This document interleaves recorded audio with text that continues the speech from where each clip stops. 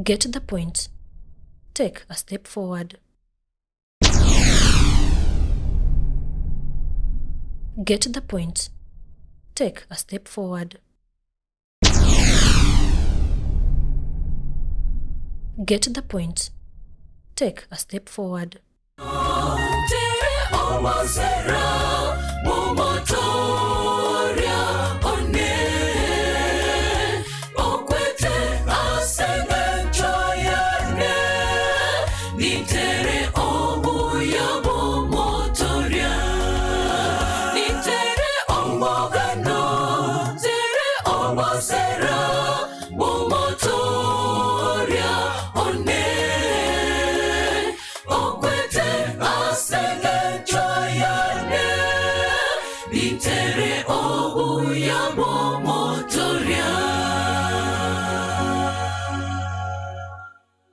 Amen. Amen. That's a beautiful song. Nitawimba wema wa Mungu ambaye aliyetuokoa. So after the church choir, we love the women ministry. Baada ya women ministry tutakuwa na Brian. In the meantime, I'm waiting for the youths as well as for the ambassadors. So after church choir, women ministry, I love Brian. Good.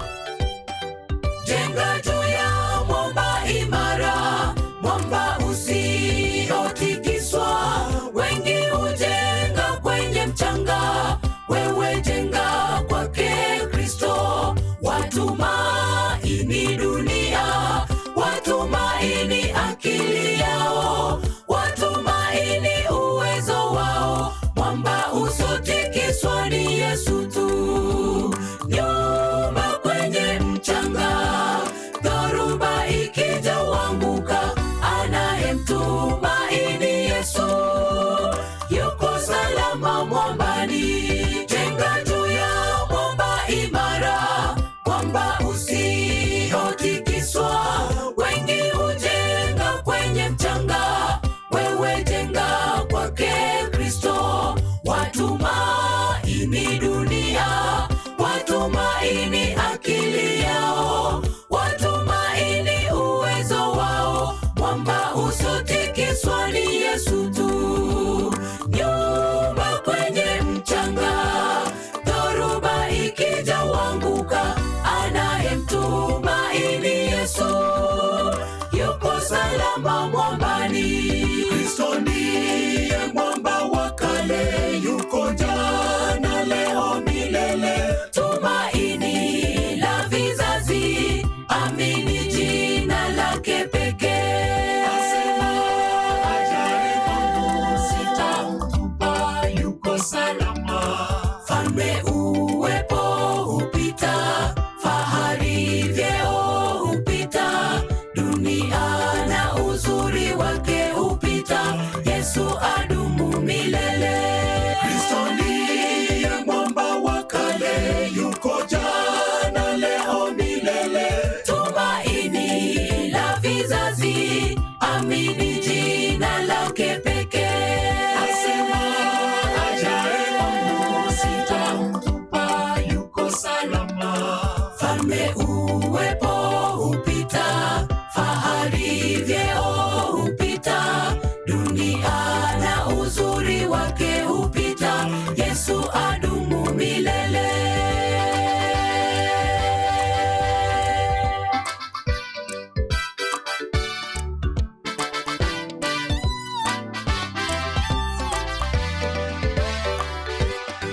Mungu aliye mwanzo wetu, tumfanye awe wa kwanza.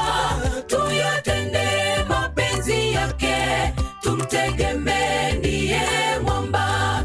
Yeye aliyetuumba, tumaini letu liwe kwake. Hufanya boma kutuzingira, hutuokoa wakati wa dhoruba. Ngome na kimbilio, yu msaada wa karibu. Jenga tumaini lako kwa Yesu mwamba imara. Mungu aliye mwanzo wetu, tumfanye awe wa kwanza. Tuyatende mapenzi yake, tumtegemee ndiye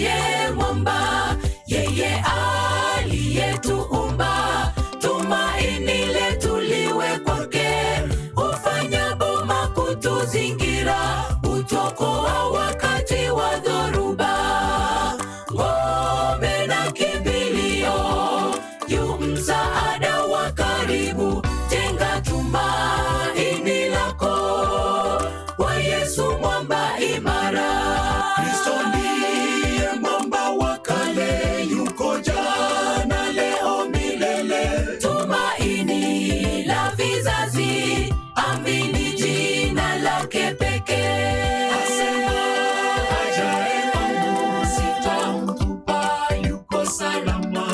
Falme uwepo hupita, fahari vyeo hupita, dunia na uzuri wake hupita, Yesu adumu milele. Kristo ndiye mwamba wa kale, yuko jana leo milele. Tumaini la vizazi, amini jina lake pekee. Asema ajaye kwangu sitamtupa, yuko salama. Falme uwepo hupita, fahari vyeo hupita, dunia na uzuri wake hupita, Yesu adumu milele. Kristo ndiye mwamba wa kale, yuko jana leo milele. Tumaini la vizazi, amini jina lake pekee. Asema ajaye kwangu sitamtupa, yuko salama. Falme uwepo hupita, fahari vyeo hupita, dunia na uzuri wake hupita, Yesu adumu milele.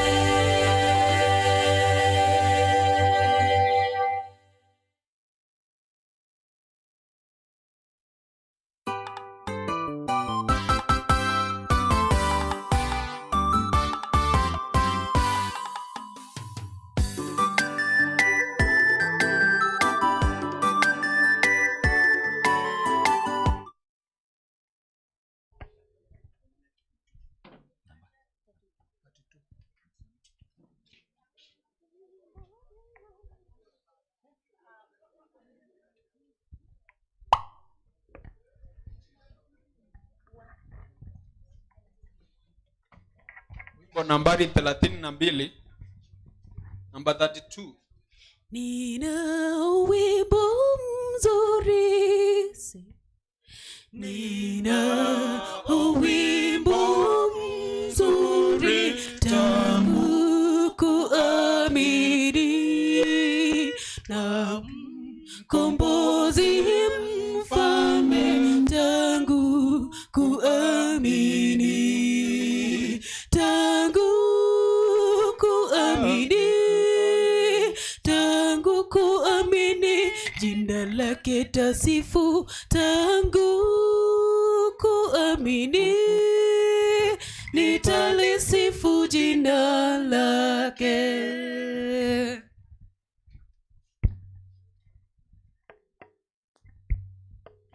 Kristo, Kristo, Kristo, sing. Kristo tosha kweli, tangu kuamini, mapenzi yake napenda, tangu kuamini, tangu kuamini, tangu kuamini, jina lake tasifu, tangu kuamini, nitalisifu jina lake.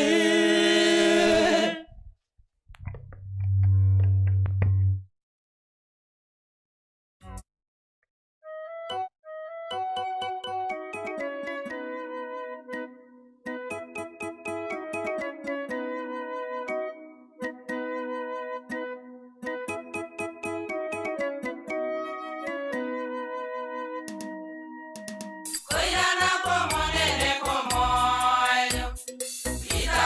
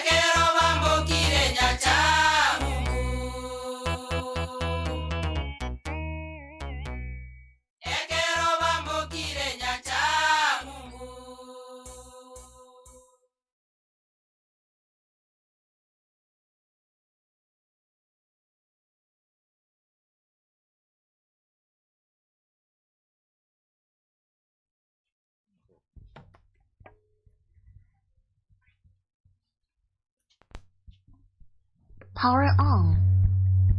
USB driver mode. Mwambiaje?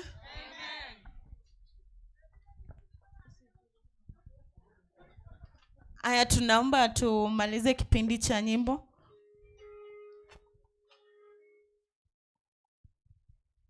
We are praying.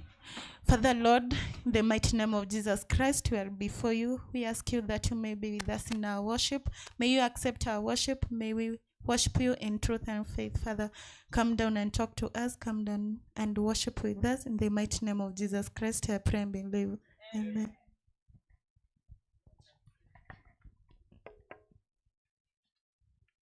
Happy Sabbath. Happy day. Ningependa tuingie katika kipindi cha maombi, na kabla tumkaribishe mgeni ningependa tuimbe. Tusimame wote. Tusimame, nataka tuimbe wimbo namba 137 Kiswahili. 137 Kiswahili.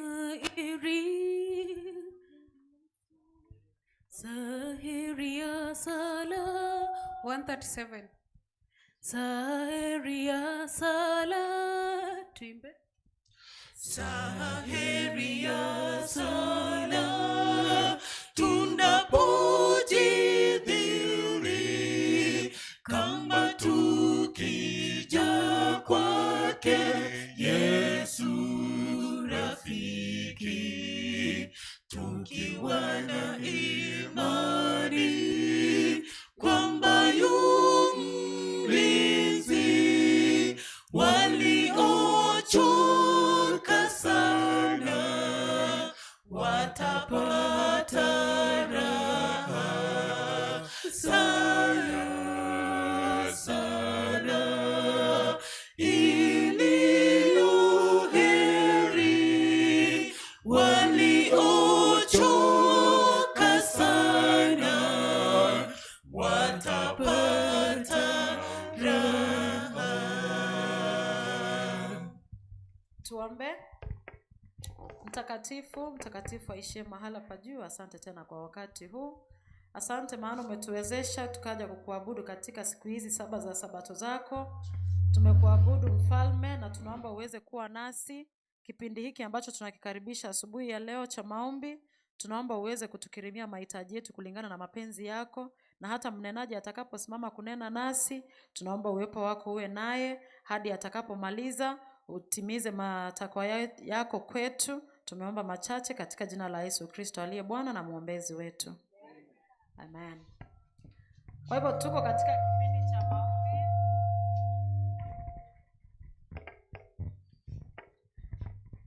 Tuko katika kipindi cha maombi. Ningependa tumkaribisha. Wangapi pamoja nami tunamkaribisha mnenaji? Ai, watu wamelala. Wangapi pamoja nami tunamkaribisha?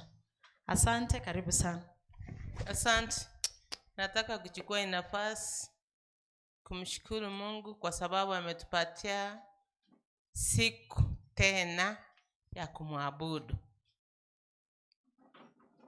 Nimeangalia, nimeona hata leo ndio tumeanza makambi. Watu wako na raha. Tukiimba tunataka kusupport wale wengine walikuwa on stage. Sio ni mambo mazuri? Sasa tutafanya application kwenda kwa field. Leo ndio tuanze makambi. Kwa sababu watu wamefanya nini? Wamechangamka kabisa sana wakati wa nyimbo hivi. Nataka kusema nachukua kipindi ya maombi, na wakati tunaangalia maombi leo nataka tujifunze kidogo juu ya maombi, na wakati tutajifunza na tutafanya maombi katika step zote 3. Wakati tunasema maombi ni kumaanisha, wakati tunasema maombi ni kumaanisha maombi is the communication between two people. Ni mawasiliano kati ya watu wawili. Kwa hivyo wakati mtu anaomba ajue anafanya mashauriana na mwingine ambaye hajafanya nini, achamuona lakini anaamini ako na mtu anafanya nini, anaambia. Maombi ni kufungua roho kwa mumbachi wako as a friend. Wakati tunaomba, we pray to glorify our God. Wakati tunakuja kwa maombi, ni Mungu tunapatia nani? Utukufu kwanza.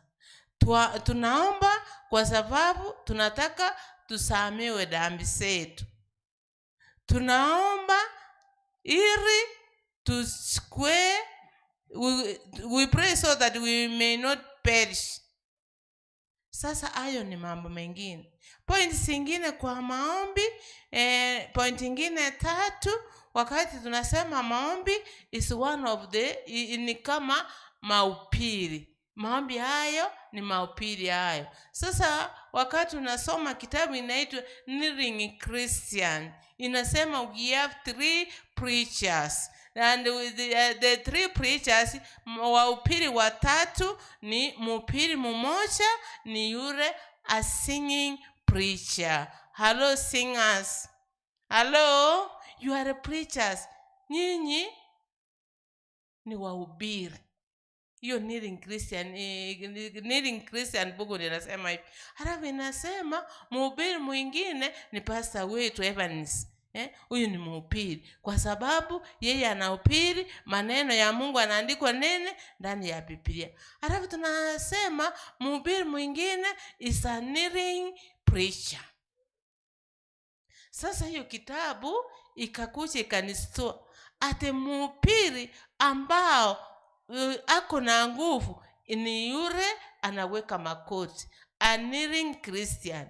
Na wakati unasoma historia ya watu wengine vile walishinda, yenyewe walishinda kupitia nini? Maombi.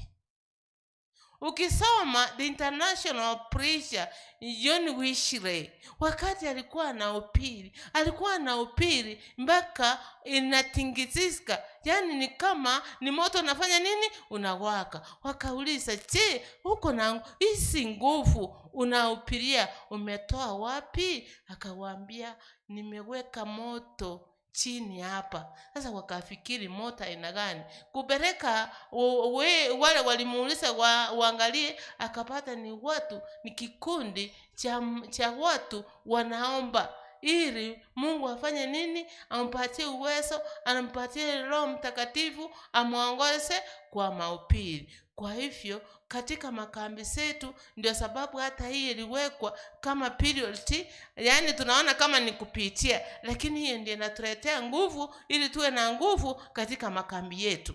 Sasa kwa sababu ya hayo, when we pray, wakati tunaomba, first we have to crave for the Holy Spirit. Kwanza wakati unaomba, kumbuka kuomba nguvu za nini? Za Roho Mtakatifu. Ndiyo hata Yesu anaambia wanafunzi wake, ukisoma kitabu ya Matendo 1:8, muende mpaka Jerusalem, mkaa huko, mkipata nguvu za Roho Mtakatifu, muombe mpaka mpate nini? Nguvu za Roho Mtakatifu. Kwa hivyo wakati tunaomba, wakati we confess our sins, wakati tunaomba msamaha wa dhambi zetu, tunaomba nguvu za Roho Mtakatifu. Wakati tunapata nguvu za Roho Mtakatifu, sasa hii nguvu, jambo la pili, inatusaidia kutoa the differences. Hello? Wakati tunaomba, we have to remove the differences between us. Hiyo ni kusema nini kwa Kiswahili? Kitafauti. Okogechana. Tindamwamu. Opo beboli. So we pray tunaomba Roho Mtakatifu atusaidie tutoe nini? Yale machafu, mafikira machafu ambayo tuko nayo. To remove our differences. Sasa wakati tumesatoa tofauti zetu, sasa jambo la tatu, through prayer, now we have to go out and witness. Hello? Kwa hivyo tunaomba Roho Mtakatifu itusaidie Roho Mtakatifu ikiingia ndani zetu, sasa tutapata nguvu ya kutoa tofauti ambayo tunaishi nao. Wakati tunatoa tofauti, sasa tunapata nguvu ya kuendea Injili, kwa sababu kazi yetu na lengo letu kubwa ni kuwafikia wengine, ili sote tuandao ama tujiandaa kukutana na nani? Na Mungu wetu karibuni. Sasa sehemu nyingine nataka kusema, ili tuende kwa maombi, nataka kusema when we pray we have to claim the promise. Wakati tunaomba, tuwe tunaomba kulingana na ahadi Mungu amefanya nini? Ametupatia. Kama ni mgonjwa, ukisoma kitabu ya Zaburi 41 fungu la 1 mpaka la 3, now you are sick. How do you pray when you are sick? Unaombaje wakati yani nataka kupatiana mfano wa nini? Wa ahadi. Tunataka kufanyia nini? Kuombea. Msomaji. Ndio mwalimu. Yes, usome. Zaburi 41 ngapi? Fungu la 1. Fungu la 1 rasema hivi. Heri umkumbukaye mnyonge, Bwana atakuokoa siku ya taabu. Bwana atamulinda na kumuhifadhi hai, naye atafanikiwa katika nchi. Kwa hivyo wakati unaomba, unauliza Mungu, je, Bwana, si ni wewe umeahidi ati wakati utakuwa wagonjwa, wakati uko wanyonge, ni wewe utatusaidia tupone. Sasa hiyo ndio ahadi. Unaomba kupitia nini? Ahadi za Biblia. Hiyo nimemaliza. That when we pray we have to claim the promise. Kama ni kuombea Roho Mtakatifu, si unaomba Mungu, si wewe umetuambia ati utatupatia Roho Mtakatifu. Sasa hivi tuomba Roho Mtakatifu, na hayo mambo naipata. Acts 1:8, hayo mambo naipata. Sasa wakati tunaomba, ili nimalishie tuende ya kuomba kanisa hili. Wakati mimi niliingia hili kanisa, kwanza ngoja niseme, kuanzia 1990 tulikuwa tunakuja hapa kanisa Magena. Tulikuwa tunakuja Dorcas Magena. Women ministry kwa huko. Tulikuwa tunakuja huko Magena, tena ilikuwa kanyumba ka nini? Ka permanent, sio permanent. Ndio tulikuwa tunakuja kufanya nini? Kufanya mambo ya Dorcas, kuabudu Mungu wetu. Kambi tulikuwa tunakuja Magena. Na tulikuwa tunafanyia huko kando. Sio ni wangapi wanaelewa? Ni wangapi walikuwa kwa makambi 1991, 95, 96 ndio tulitoka hapo? Ni wangapi? Kumbe nyinyi wote ni wageni. Tulitoka hapa Magena 96. Na hiyo wakati tulikuwa Magena 96 ndio tulienda Matongo district. Tulikuwa tuenesabiwa Magena district. Na sile kanisa sa Magena sa kwanza sote na vichi na mishi nilikuwa nachua, kwa sababu wakati mmoja walinichagua kama kiongozi wa Dorcas. Tulikuwa tunatoka na miguu magonga tunakucha hapo.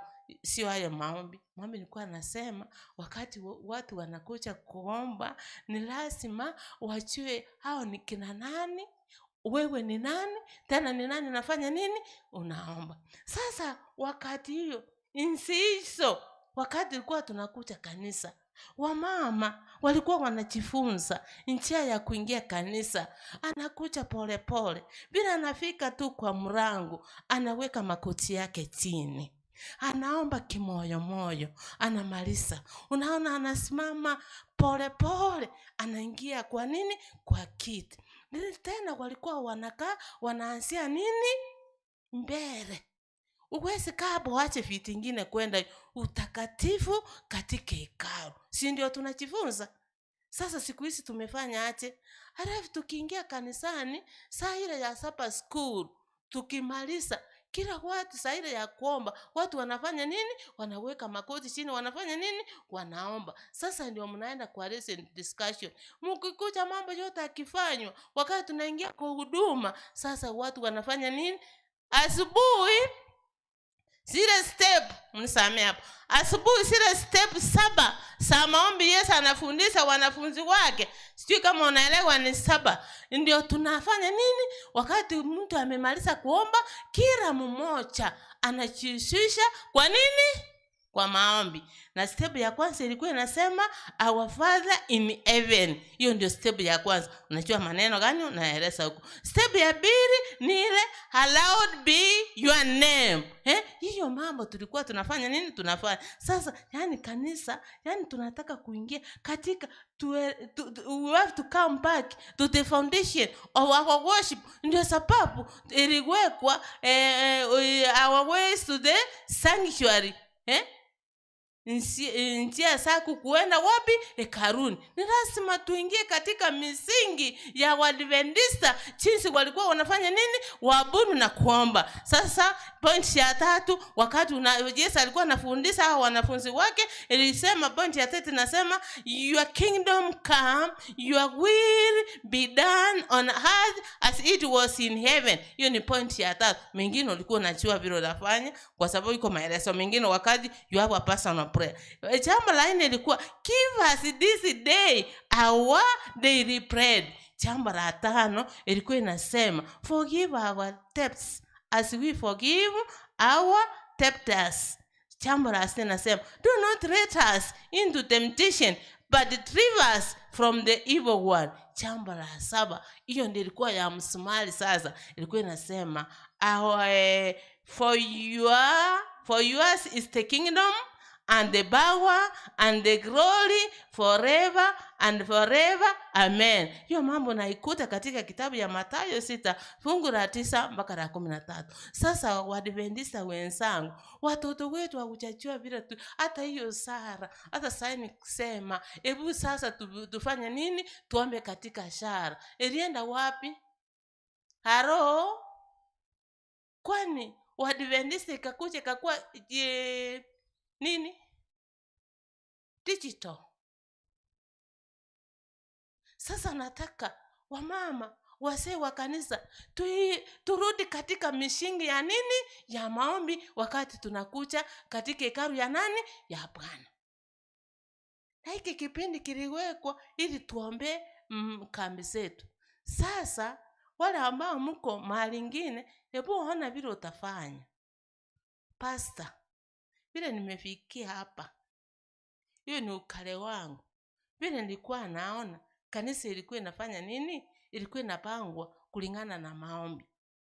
Je, pastor, utaongesha nini ili watu waende katika kikundi ya watu watatu waombe?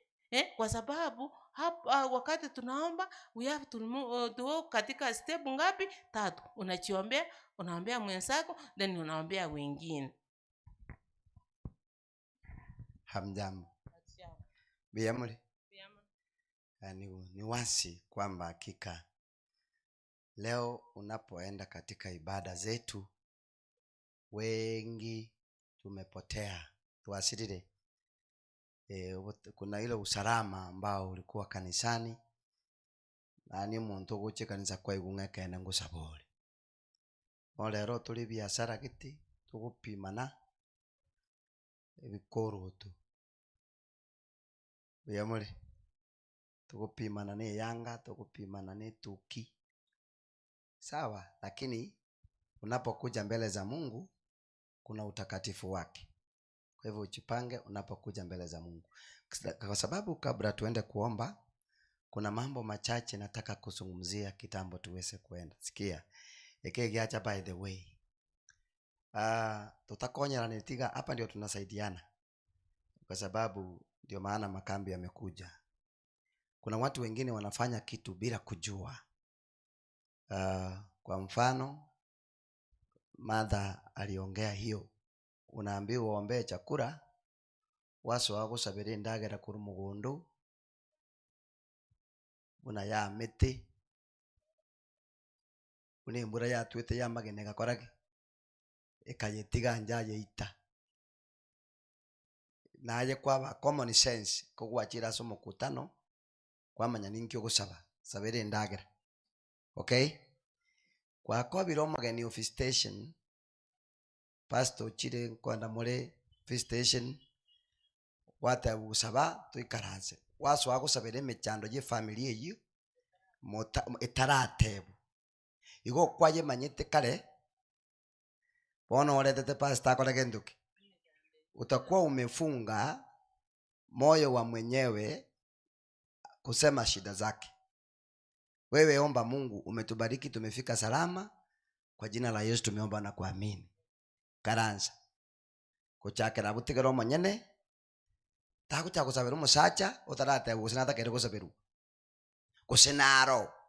So kaba smart, be smart, takogenda na indi kwa chake bintu bindi.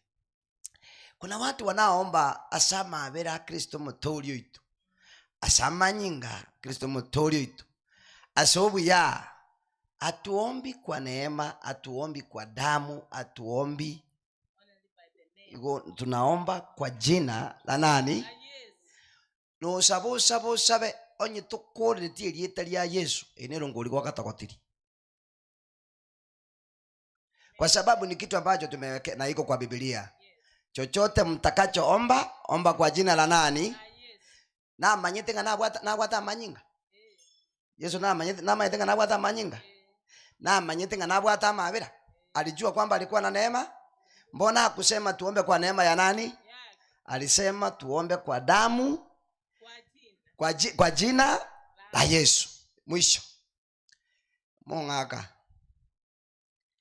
magoti inategemea ni wapi.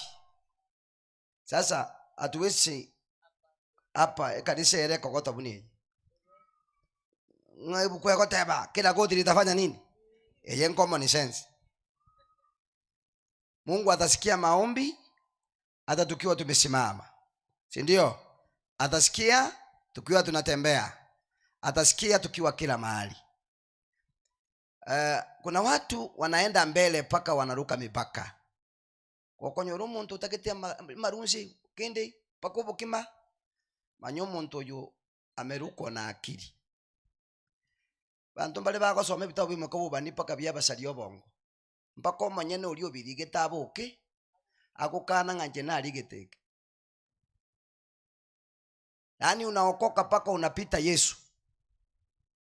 Nani akeleke tunaona watu wanafanya nini? Makosa. Ni wewe tu unafanya vizuri. Sikia. Yesu na sabeto musalaba igorunga tatu babere mbama itie kibagora. Ngeti kigelia tukamede. Yona aliomba tumboni mwa samaki, Mungu alimjibu. Ketingerekera alienda Yesu ukora tukama. Kwa nyako meruko chindo manye uno montako kaenda kala melini. Lakini si Mungu alimsikia. Molege tirimbo kokia mayu egali abuto kire break yoko takarate na tora ikato tukame. Unaomba mukifanya nini? Kwa hivyo hakuna mahali unashuhudiwa kwamba usiombe. Lani ni vile tu nayo kupimanga mahali ambapo niko ninastahili kufanya nini ndio niombe. Niliula ya weka. Hii sasa napidi niweke magoti chini. Ni sawa? Hii nitaomba nikisimama. Bora tu utaratibu wa maombi ufanye nini? Ufuatwe. Mungu atubariki. Sasa nataka kila watu waende watatu. Compound yetu ni kubwa. Muende kuomba. Moga igoro, muende watatu. Mukifika pale, kama kuna shida yoyote, la bora usiongee mambo ya familia ende kuleta. Bintu mbiroko teba sabando. Tote ngo mwaka nanga agete butu konsabiri. No, bintu mbiroko teba mnabone fisi tubolete.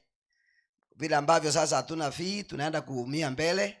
Tukumbuke hiyo, tuombee kanisa, tuombee makambi yetu. Bwana gaki. Naongea tu Kikisi pamoja na Kiswahili. Watu waanza kusimama kuchipanga, watatu, watoto wakiwa karibu na nyinyi, mnawaongeza. Kwa hivyo kila mtu leo anaomba na mdomo wake. Mami, watu tunaenda maombi. Ni kipindi cha nini sasa? Cha maombi. Simama tunaenda watatu. Nimeona wengine wakipiga magoti, wengine wakisimama, wengine hata mkikaa, bora tu muende kwa maombi. Nimesikia wimbo ukiimbwa. Ni wimbo nilisikia kutoka ndani.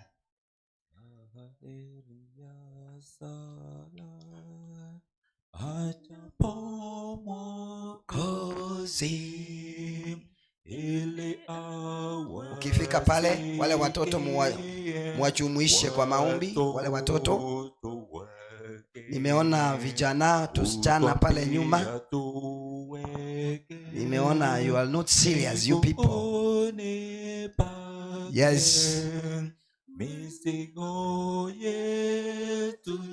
Sawa. Uko na dakika chache, mkisikia nimeanza kuomba kutoka.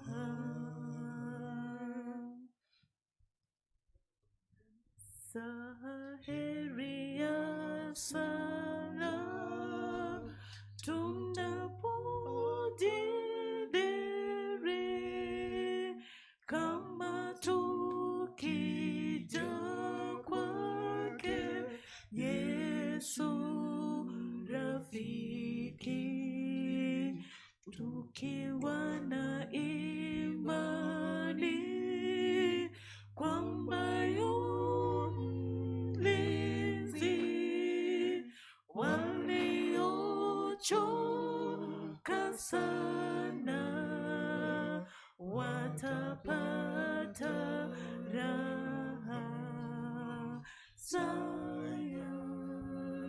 sana iliyo heri, waliochoka sana watapata raha. Wale wanakaa tuomba msimame ili tumalize na maombi. Tunaomba. Mtakatifu, mtakatifu, mtakatifu, mfalme aishiye mahali patakatifu, Mungu wetu na Baba wetu, tunyenyekea mbele yako na wingi wa shukrani. Asante mfalme, kwa sababu umetuokoa na umetuita watoto wako. Asante kwa sababu ya mpango wa wokovu katika Yesu Kristo. Mfalme wa wafalme, siku ya leo ni siku ya maandalizi. Alafu tukutane katika sherehe za Sabato takatifu. Baba wetu, watoto ambao wote waliingia katika ikambi na wengine ndiko katika nchi hii na wengine hawakupata nafasi, twawaleta mikononi mwako wafalme. Shughulikia watoto wetu ili Baba wetu wakuchwe kama Mungu mfalme na watii amri zako. Naleta vijana wetu mbele yako mfalme. Watoto wetu vijana wako na changamoto nyingi katika maisha haya. Wengine wametoka familia ambao hawana pesa ya kulipa karo. Wamepungukiwa hapa na pale. Tawaleta mbele yako mfalme. Uwasaidie ili Baba wetu uwainue katika changamoto ambao wako nazo.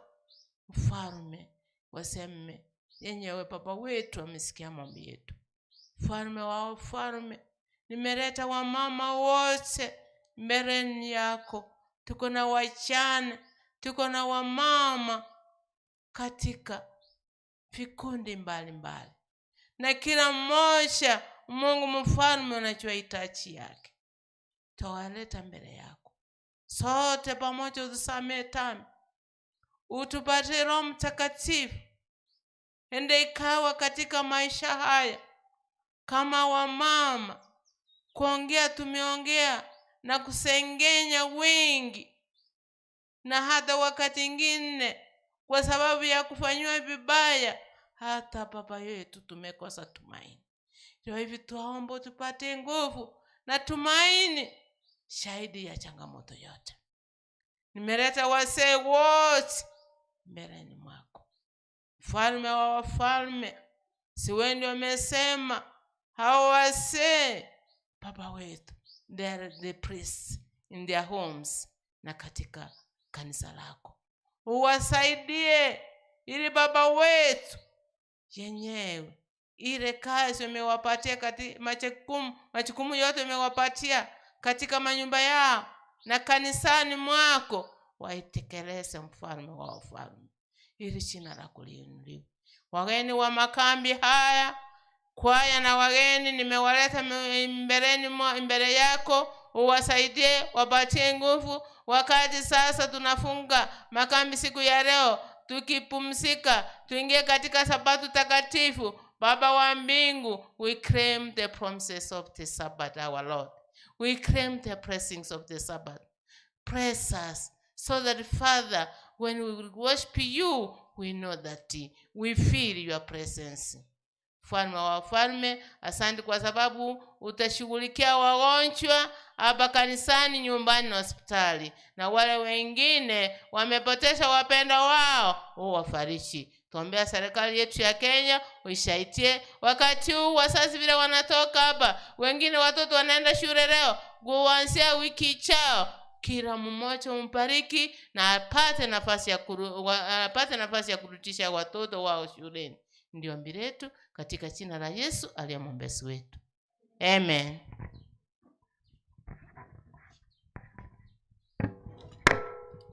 Tukingoja kipindi kinachofuata, tuendelee kuimba nyimbo za Kristo nambari 108. 108. Ambassadors mkuje kwa wimbo, mfuate na vijana, alafu baadaye Ida, baadaye wageni waalikwa. So tunaanza na ambassadors. Tumesikia mbiu, tumesikia mbiu, Yesu huokoa, mtangazeni kote, Yesu huokoa, tiini amri hiyo, mjini baharini, enezeni mbiu hii, Yesu huokoa. Imba nawe askari, Yesu huokoa, kwa nguvu ya kombozi, Yesu huokoa.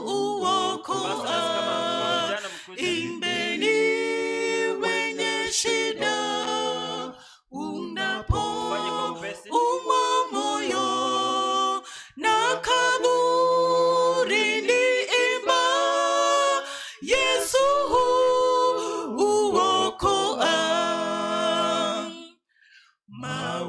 Mawimbini uwene, Yesu huokoa, wenye dhambi jueni, Yesu huokoa. Visiwa na viimbe, vilinde itikeni, na nchi shangilie, Yesu huokoa. Upepo utangaze, Yesu huokoa, mataifa yashanga, Yesu huokoa, milimani bondeni, sauti isikike ya wimbo wa washindi, Yesu huokoa.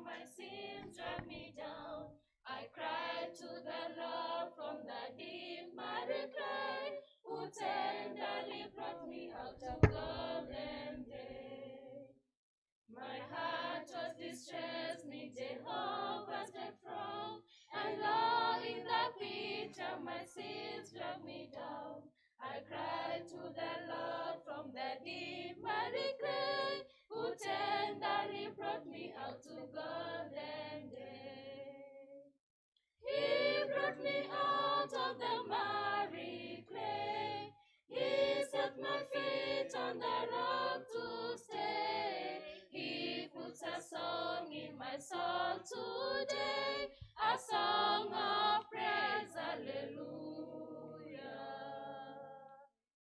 He brought me out of the miry clay. He set my feet on the rock to stay. He puts a song in my soul today, a song of praise, hallelujah. He placed me upon the strong rock by his side. My steps are established and here I'll abide. No danger of falling while here I remain, but stand by his grace until the crown I gain. He placed me upon the strong rock by his side. My steps are established and here I'll abide. No danger of falling while here I remain, but stand by his grace until the crown I gain. He brought me out of the miry clay. He set my feet on the rock to stay. He puts a song in my soul today, a song of praise, hallelujah. He brought me out of the miry clay. He set my feet on the rock to stay. He puts a song in my soul today, a song of praise, hallelujah. He gave me a song, 'twas a new song of praise. By day and by night, since not I will raise. My heart's overflowing, I'm happy and free. I'll praise my Redeemer who has rescued me. He gave me a song, 'twas a new song of praise. By day and by night, since not I will raise. My heart's overflowing, I'm happy and free. I'll praise my Redeemer who has rescued me. He brought me out of the miry clay. He set my feet on the rock to stay. He puts a song in my soul today, a song of praise, hallelujah. He brought me out of the miry clay. He set my feet on the rock to stay. He puts a song in my soul today, a song of praise. Vijana waendelee kuja. He brought me out of the miry clay. He set my feet on the rock to stay. He puts a song in my soul today, a song of praise, hallelujah. He brought me out of the miry clay. He set my feet on the rock to stay. He puts a song in my soul today, a song of praise, hallelujah.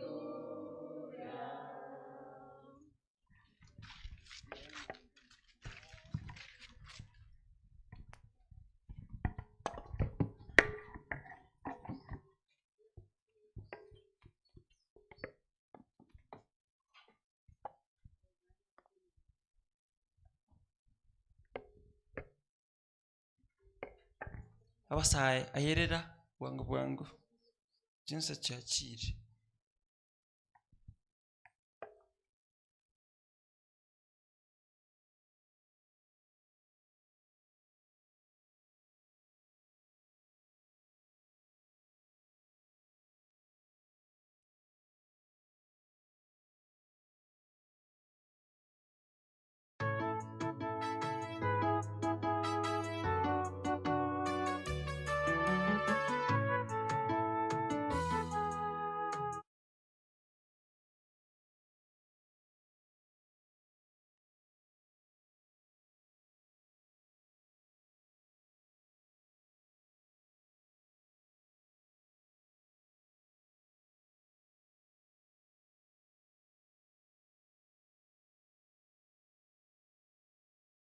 Ninatamani kuwa na Yesu, ndani yake kuna raha, ha, ha, ha.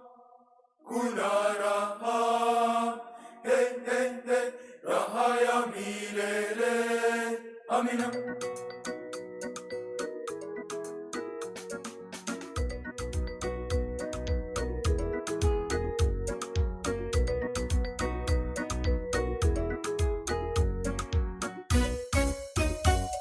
Ninatamani kuwa na Yesu, ndani yake kuna raha, ha, ha, ha. Kuna raha, hey, hey, hey, raha ya milele. Amina. Ninatamani kuwa na Yesu, ndani yake kuna raha, ha, ha, ha.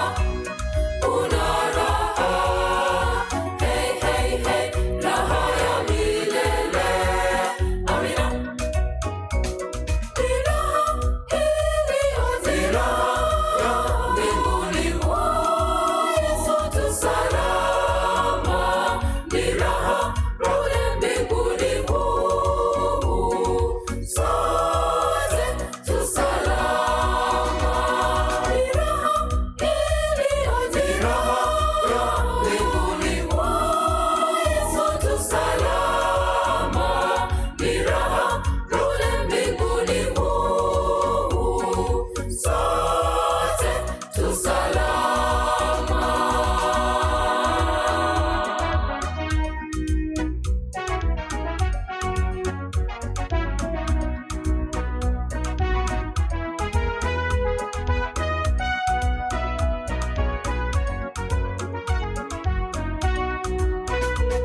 Nimepitia shida duniani, hamna raha hui, ni vilio, oh, oh, oh, ni mateso, kifo. Nimepitia shida duniani, hamna raha hui, ni vilio, oh, oh, oh, ni mateso, kifo. Ni raha iliyo raha mbinguni mwa Yesu tu salama. Ni raha kule mbinguni mwa sote tu salama. Ni raha iliyo raha mbinguni mwa Yesu tu salama. Ni raha kule mbinguni mwa sote tu salama.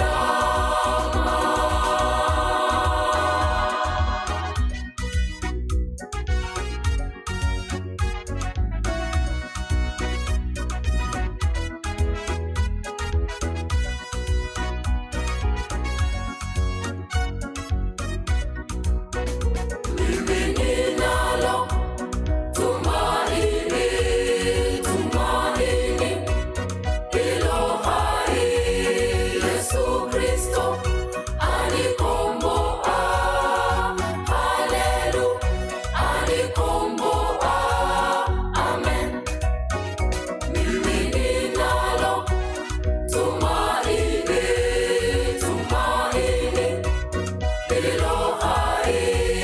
Yesu Kristo anikomboa, haleluya, anikomboa, amen. Ni raha iliyo raha mbinguni mwa Yesu tu salama. Ni raha kule mbinguni mwa sote tu salama. Ni raha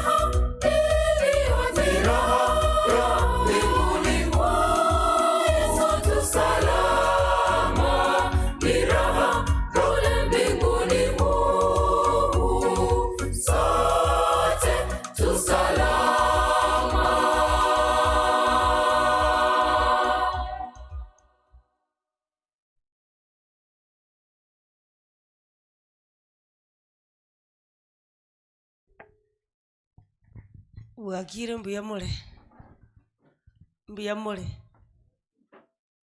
Igo bono moigwete buna mutaigweti. Talibo. Kobana yesa senyomba. Muna munyinyera taiga.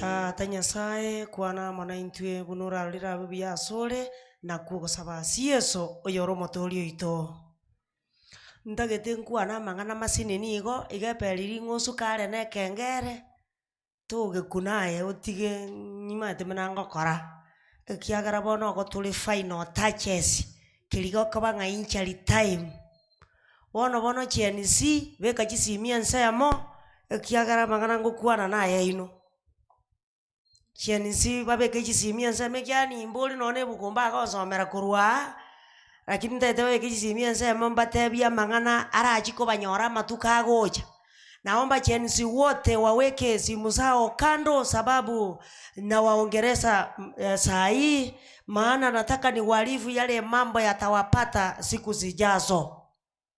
Okay. Mbona tunarudia mafungu kila wakati?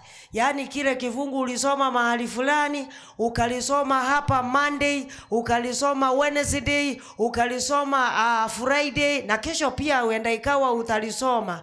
Ni kwa sababu 2 Peter chapter 1 verse 12. Bantu mbaroko nyara bako na kubuli na yani ekebunge kina kiyoka kekalebuku kebunge kina kiyoka kegosomu buku ya Nyasaye tokoreta mangana atari ikirio na ende chingaki omontate ne nebosio na Nyasaye komo mangana agosoma. Wakati mtu amesimama kwa madhabahu, Roho Mtakatifu analeta maneno yale yanafaa yasome wakati huo. Basi tunapoona wahubiri wanarudia mafungu yale ambao unayajua, kuna vile Roho ilileta wakati ule na kuna vile Roho italeta wakati huu. Naomba msomaji usome verse 12. Biblia yasema hivi. Kwa hiyo nitakuwa tayari kuwakumbusha hayo siku zote. Hivyo basi kazi ya rudia mafungu ni kutukumbusha. Yani haijamaanisha ya kwamba hatujui, tunajua bali tunakumbushwa. Ijapokuwa mnayajua na kuthibitishwa. Ndio, hakuna fungu ambalo limesomwa hapa lile ambao hujawahi kusikia maishani mwako, ila tu tulikuwa tunakumbushana. Ngolio wasome ndukelikende. Asayo tinkoma jakoba inyolia mangana ayo. No nyamo ya manyete. Naende no nyamo abeki ruchinguru aseke ene kyo. Mwanyorire ige bibungo igobiro bito yani abarandi obaro bato inyori eke bago to inyori negento to manyete igogoko igo morandi asometa goseindi nanda achaga soma oino moikote abanga nande inyori abantu abuke bungo gete buna bono abantu mbale batali kuigwera abayiboli chinguru bakuigubona bataigwetie kera abayiboli babo bare moyo 20 verse 20 Proverbs. Ninki gego chiko banyora. Kuna watu wale ambao wanapoona wazazi wao wanaendelea kuseeka, anamuona kama mzigo. Je, nini itampata as the days goes by? 20 verse 20 Proverbs. Yasema. Yes. Amlanie babaye au mamaye. Wale ambao wanapenda Qur'ani wazazi, taa yake itazimika katika giza kuu. Taa yako itazimika katika giza kuu. Sasa giza ni nini? Wakati na wewe umefika huo umri, taa yako itazimika, maana unapenda Qur'ani wazazi. Nasikia mtu akiuliza, je, lika zako ni wangapi wako hai kama wewe? Mbona usikufe kama lika zako wamekufa? Ikiwa kazi yako ni Qur'ani wazazi, taa yako itazimika wakati wa giza kuu. Kwa sababu makwele gozelilio kuatika.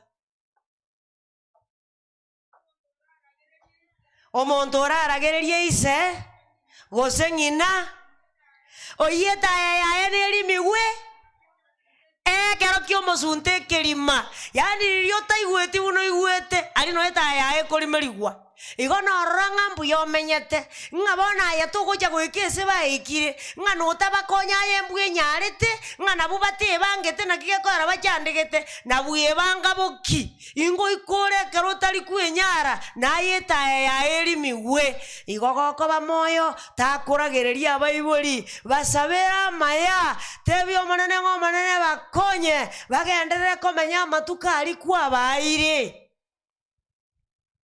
Hivyo basi ukiwa hai waombee wazazi mazuri, Mungu aweze kuwabariki na aweze kuzidisha maisha yao kulingana na ile mpaka ameweka. Nilikuja kugundua ya kwamba kuna watu wanapenda kupiga wazazi. Exodus chapter 21 verse 15. Monto mosaja ko imoka bolio ikora ngina. O monto mosaja imoko ikora ise. Omoita kabisa ngere nabwate chinguru ngamoiboli tabwate inguru ngamoiboli takomokorera kindi kwego omonto watebanga njumanyete abaiboli baranko bakumi muna bale mato materi naro kora atera buyonte binga heshimu wazazi wako. Hakuna mzazi ako kama nani kama huyo wako. Wengine waliachwa yatima wakiwa wadogo wakaanza kujitegemea, eli wewe uko na wazazi ambao unachukia. Mato nyamugo soma nkoruko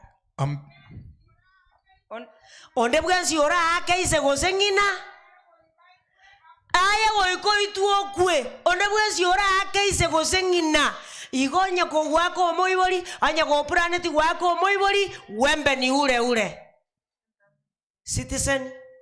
Ampigae baba yake au mama yake, ampigae papa yake au mama yake, sharti atauawa. Sharti utawawa. Wembe ni ule. Lazima na wewe utagwawa. Yo basi tuwapende wazazi, tuwaheshimu, maana hakuna mzazi anayefanana kama mzazi wako. Hata ukitembea ulimwengu mzima hautapata mzazi anayefanana mzazi wako. Ndio ni mbaya. Unapomwangalia unaona ya kwamba hapendezi, lakini yeye ndiye amekuweka unaonekana vile ulivyo. Andobanda kera Bible bako tira ko ikutatara nere njira. Ako ngandroda kizo nikeko koruta ateba ngoli nere mama omaeta ya noliriete. 23 verse 25 Proverbs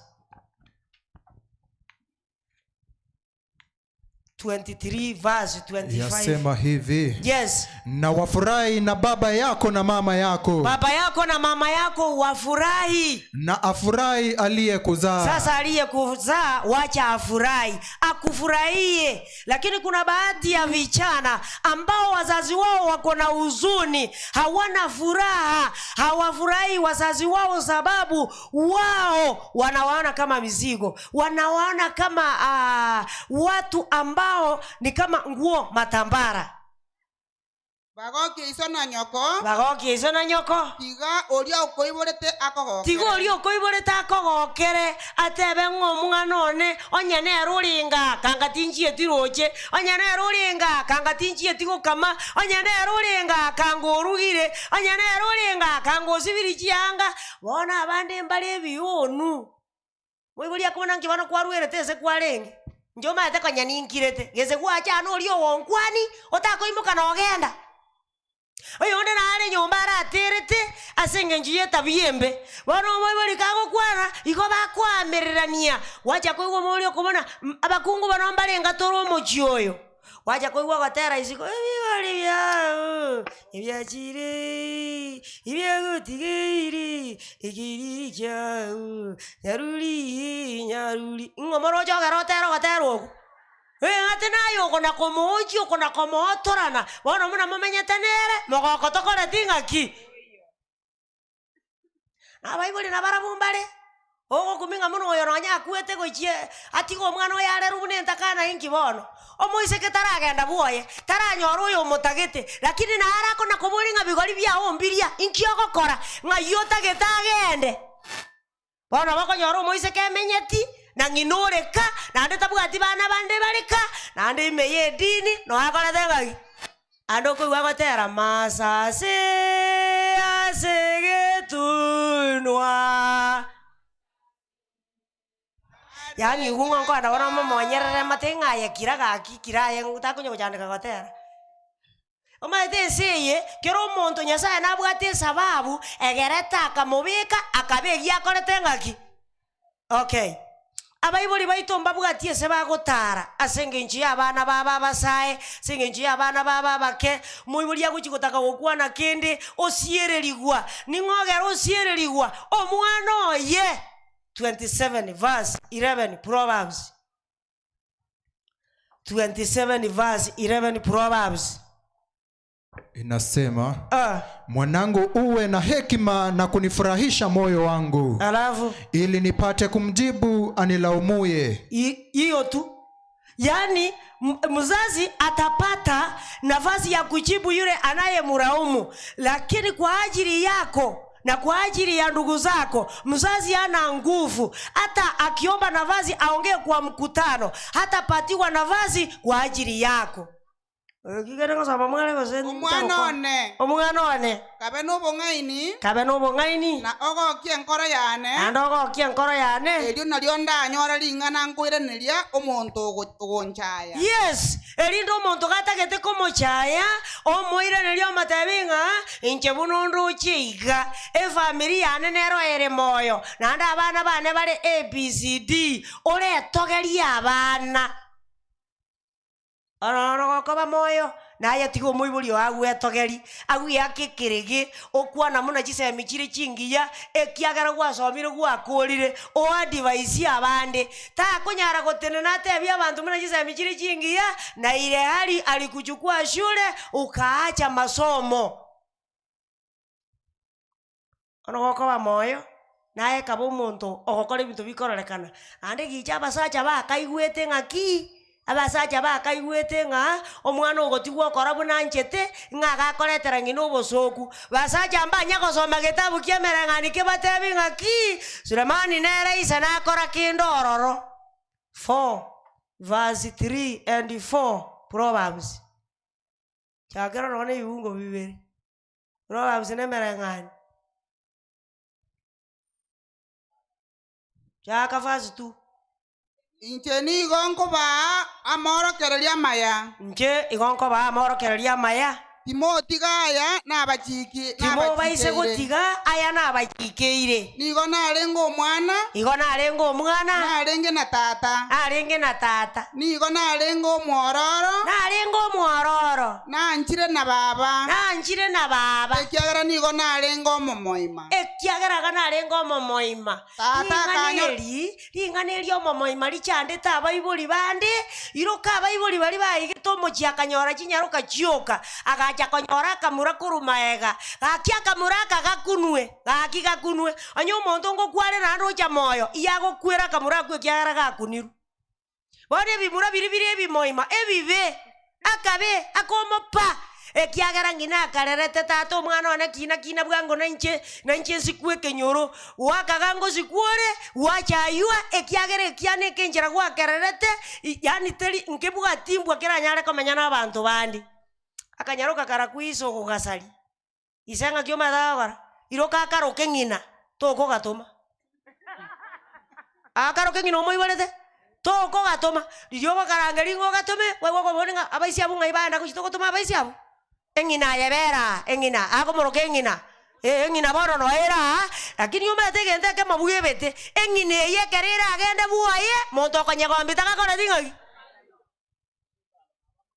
aya baba tali gotomu ande baba tali goakwa bono baba na baro otamanye tiko kanyino wanyane suguma baba na baro omaete kuya kerangi omonu lakini yoma tebinga baba genda ali likoro lya jahili gosi atokotire aho kubona ngakia gotokota bono ngakia korora karakera ya atokotire ekiagera baba oinyore bono ngenyuomo is a university whereby there is no graduation. Hallelujah, amen. Ago soma baka kore pi agenda bakachirichio mahali bakuruka gosene ndovu woti elinde eliekerago yicha aboruwe sako aganechi semiecho igoko ba moyo naye montomani egeri omwana o motebia mang'ana motebi ngeke kiriga ana basacha batigere tare ngoma tabana na babangina abana na muno tigere to mongina ngabana na baye Omaete siasa yachakire koru jikoni. Njikoni yego chakira. Muno kamutigerete amangana bakabugato igoro yao. Gaso karanstemes. Ekerora aboli chikura ngaki oroche ndaboli chikura kati yana na mamomino. Ingomera e chikura abaga tenga tata naye bueka. Ande gogo iketebe obo mana naye okorete ngaki. Asia kale bachabono. Sulemani ere ya tabanga igona arenge omomoima na nchire na tata. Gwakoroso. Nigo narengo omwana narenge na tata nigo narengo omwororo nanchire na baba ekiagera nigo narenge omomoima tata akanyorokereria agantebia tiga amang'ana nabera ase enkoro yawe. Yes, tata akanyorokereria, baba akanifundisha, tata akanyorokereria. Tari tata ogoja saa 4 onyora nkare bararete saa 2 tari tata ogosoka saa 11 nande tari miremende akogenda ng'agatagete gosoka bagosaba ekaramu eto okochire. Tata akanyorokereria. Mata basacha abange batamanyeti korabi mbali isa are gosoka riri otigo mong'ina okorabi omong'ina nanyare korabi eke nagwagi akemesa omwana akarigereria enchera ng'ina akorabi agakaga nabo eke nago gekorabigu ona bakorabi muna ng'ina arenge korabi ekiagera omosacha are gosoka entuko ando mata basacha ngorangoki bare riri kwara birioroche ng'aki naratemire ada aratimoka nande enchenche korabi no are moyare ande kweguko mono oyo ore korabi gatare kobochokana nigo chiari iga madara kinae chimario nyorire chinyinge ono tiganda tamangana chenisi makeigo chenisi bali barange bakonya goteba ng'ankona korengera rinde ko bapipo lakini rinde nonya tinda agachesa iga anyesa igatera agachwaye karatiga anyesa igate yo nora tigire kiageresa iga ngaite nyasago tebia aba Israeli ngamo ikasa iyo moagache momenye mogokora ko agacha muri memegondo erinde monyore ndagera mogokora konyore ndagera monyuome 29 verse 4 to 6 Jeremiah. Isa igetangane mukungore nsa iga yatanganie saiga nere gotangana esaiga aya naro omonene bw'emeganda nyasaye bw'abaisiraeli atebire arariaya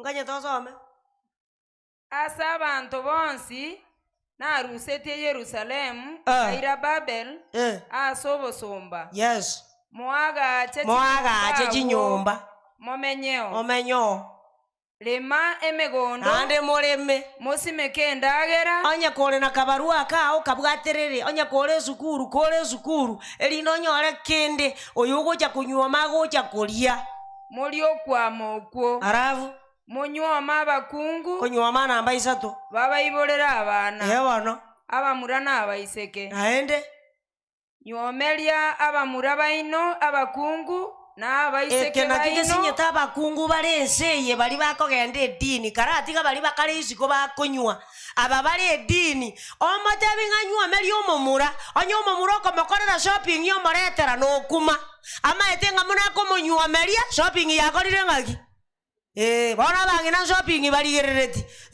baligerereti omomura bwang'ati gang'amereri inywome omong'ina okorera omosubati oria ebitina muna moibori omwabo omokorera ebitina rioka bakomoseria ande imeye edini noari agotera buya negitare gototimokia nekiriri togokenderera nomorai asorogendo botamero emechando agotera buya yani onyo kokorore family eteneine abamura bareka bare n'abakungu baba n'abachokoro banyagarete mune bicucu by'ekingoko manyango omokungu orenke ina abigaili omokungu omong'aini abakungu bande mbatageti family mongina naro yani omomurakane Nairobi mokungu no areka mokungu omanoranga yaya erusa kaya achire ntaete koira abana bakwanise aseki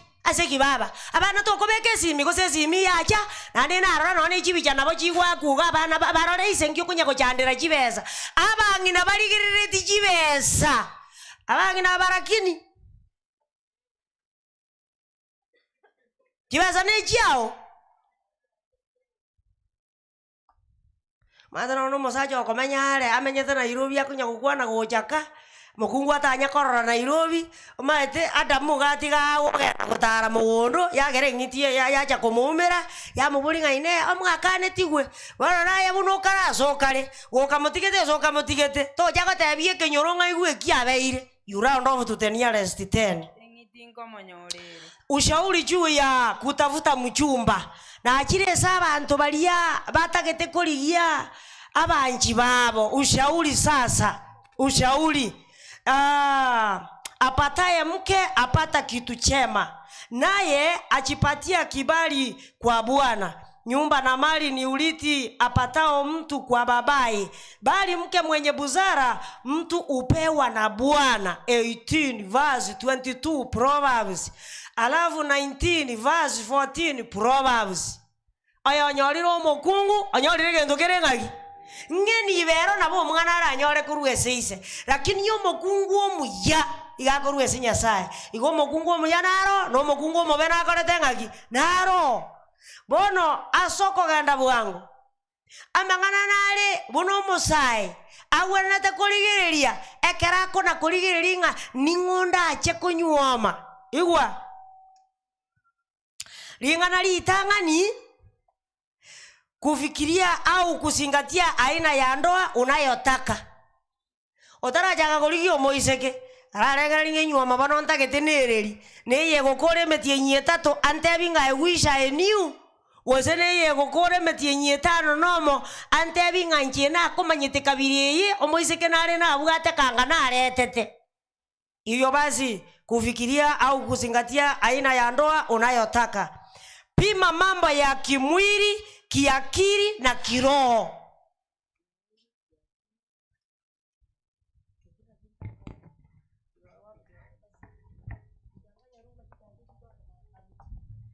Iwa pima mambo ya kimwili, kiakili na kiroho. Pima, yani yule mtu unamuoa, pima kimwili. Yani umumurako garoka. Yani umumurako garoka igo mumuru ngane bibaiga. Gomoro. Ora nane ngonya ngwana ne cha umoino. Pima kimwili. Erore size yo muntu. Oiseke banero go chikoligerie peirori webanga. Yani peirori you run off to the nearest 10. Okay, number 3, angalia ubora wa mwenzi. Angalia ubora wake. Ubora yongaki? Obuya buo muntu, obuali. Takoreta liligo ikiriko magatango mete. Ndoje ngana ali kaligiriti matakataka ego ndoje nganya nali nale kwa guliba gabono. Angana nali gelibuya, lijibu nonya kwale kwa gubono, kelikuwa roje na kigakoreta ngaki. Igwa. Inki akoligereri angalie furaha. Angalia furaha. Furaha gani na ushiriki nikimtegemea Yesu tu. Igo bona se furaha ego cha kusirira. Agoteba iga. Anatumia mali. Je, anasitumia ovyo. Ani mate ngora tebya baisekega. Woko irwe supermarket ngachore bintu tako chora muno yogo jigokwa kwanza iko matenga njitindo chikende ndagorega woko irwe hoteli tada ngareta vile tulivyo ekiatora manyomo huko ana awo gopimera nyore ngayaya anyuko saba kama usaba igasingi 500 chiaera yaya wono elinde lya kabiro gocha kwa taxi high na ro taxi high mambo ote ipoa andege ndo bale mbali komanyanga kate bigupoa amanyanga mangana ya kolirengagi ana banya gatenga poa sana mangana ya poira enya tigigo che ni mvumilivu hali ngumu zinapotokea yani karamo ikiga lilimwachikanete saa 8 igoro inchu saa 7 moibisere era iche saa 8 igoro chiria kora no 30 minutes ziata korochi kako ko taxi mate na isiri gocha elindororenga kindi kiraji koba nanyare koremereria abande baguchi bachi kotemero koremereri nyumba atemire wono matenga nkanda agende nkandaji. Je, ni mtu wa amani au mugomvi? Atu muntu nabago kuoma ni kuruesi mime pako batebu kuoma na boere. Agoroga wageresi mi o mane pakaroke. Aso kuomana. Bano musuko kitika kende kiracha ikamuruma nurara na iraji koroka mangana manana aracha. Barumana na mamanji kumubuli inki kirabe. Je, anampenda Mungu na kumtumikia ekekera kibasa embata etikomanya. Eli bagelio na asomete. Abugate tingiri ibagari edigiri. Lakini ntanya koereza basa egemba koigwa li bageli amubone naki ngwa kolete bano kwa graduate certificate nga yere ndojo monta ora gokonye komopima okomotomere certificate oteba kidole. Okay, na ndi kintu kendo monta koligereria upora wa kijamii obuya bwagendo ewan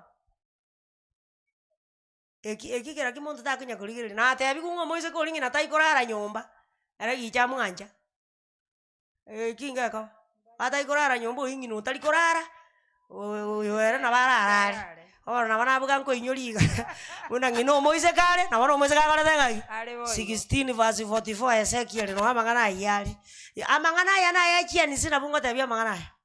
Okay, iwa ege nto kiende ke chande tabasae sura na umbo sura tako ego moiseke ekero kwa moikiri nyomba osinyuko mogorera maguta oruwa ba kunya katanga njekienie ketaikera italikeri na aroje ekienie ge korosigwa ukiona viaerea jua vimefanya nini bano ekienie kigo ikoke maintain na ndonya kwaro lile kienie kenge ko gati takunya komoboli nyone elieta ekienie ngendo kiengenjo Gokoro moise katererete akoire zako gachachichu bachana isandaravuli akoire zako gachagolitaji na yande kelisi chuba ya kelisi tekora tingagi eyo gombuge banga gochikogore kelisi ngana kigere buango kobe japokuwa watu husema kuwa sura si msingi wa ndoa, hata hivyo ina mchango katika furaha ya ndoa. Chagua mke au mume ambaye unafurahia kumtazama kwa sura yake na muonekano wa umbile lake. Yani uli naona yake romo mwagate bona ki kara kwanani. Yani okumulike liweka iga osensi danger.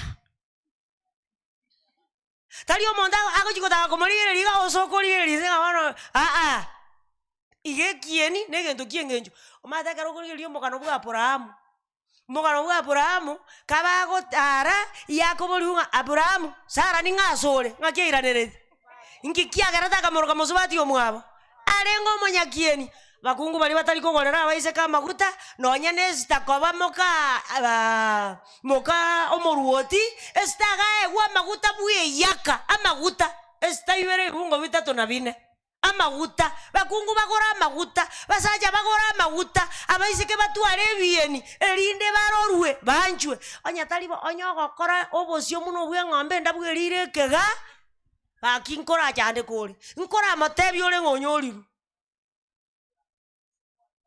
no nyandu tukako gendeze Boaz taliye ngano yoka achiete kosangereria baada ye ngano akeya kama gutare neri misulire naki ateli misuna lili abore tie Boaz nga kiugwe iga maguta maya akorengagi lakini naende amaguta maya tabe perfume nero monta ku yakakago so agwa kumingiro bano chi perfume chire chino nyenkuru kare iko chi alenge chie bitondo. If you want to confirm 50 verse 1 Genesis chi perfume ne chie bitondo chi alenge aichi koro kwa malio ga bantu ba kule bare go akwa erinde mebere yabate akorangaki tegunda igeta bauti nere gati ya maguta ne chi perfume. Okay, ono iwa wane kiaba sae bata igokora muombe Mungu wakati wa kuchagua. Yani likwarengera lingaki igona ataka banombe people omana none chinga kichai kirenko ba people bono na asabire onkonye onyorokererie buna kuorokereretie abasomba ba Aburahamu erire bakarigerisa ko mokungu omuya na inje nyorokereri omusaosa baigo ando kora gochibosionga lakini rende naenda maneno onyengwanja aboyo oligire onyengwanja aboyo okorire sukuru onyengwanja aboyo soba babugate kende soba kianoroje seitamu ne kiomerikere igoda ande tabo yondo kare kiomeri wana Nyasaye na morentara omoise ko moirogete ekiagera soba bari kiomeri na soba omoise kene kiomeri ta ko mobo none rieta iyo kya bantu bakurigereria ase kende kirara abeke monu ande kuigwa goteba ngata waenga walinena mukono mutupu au vanyu nini ayengo kumiole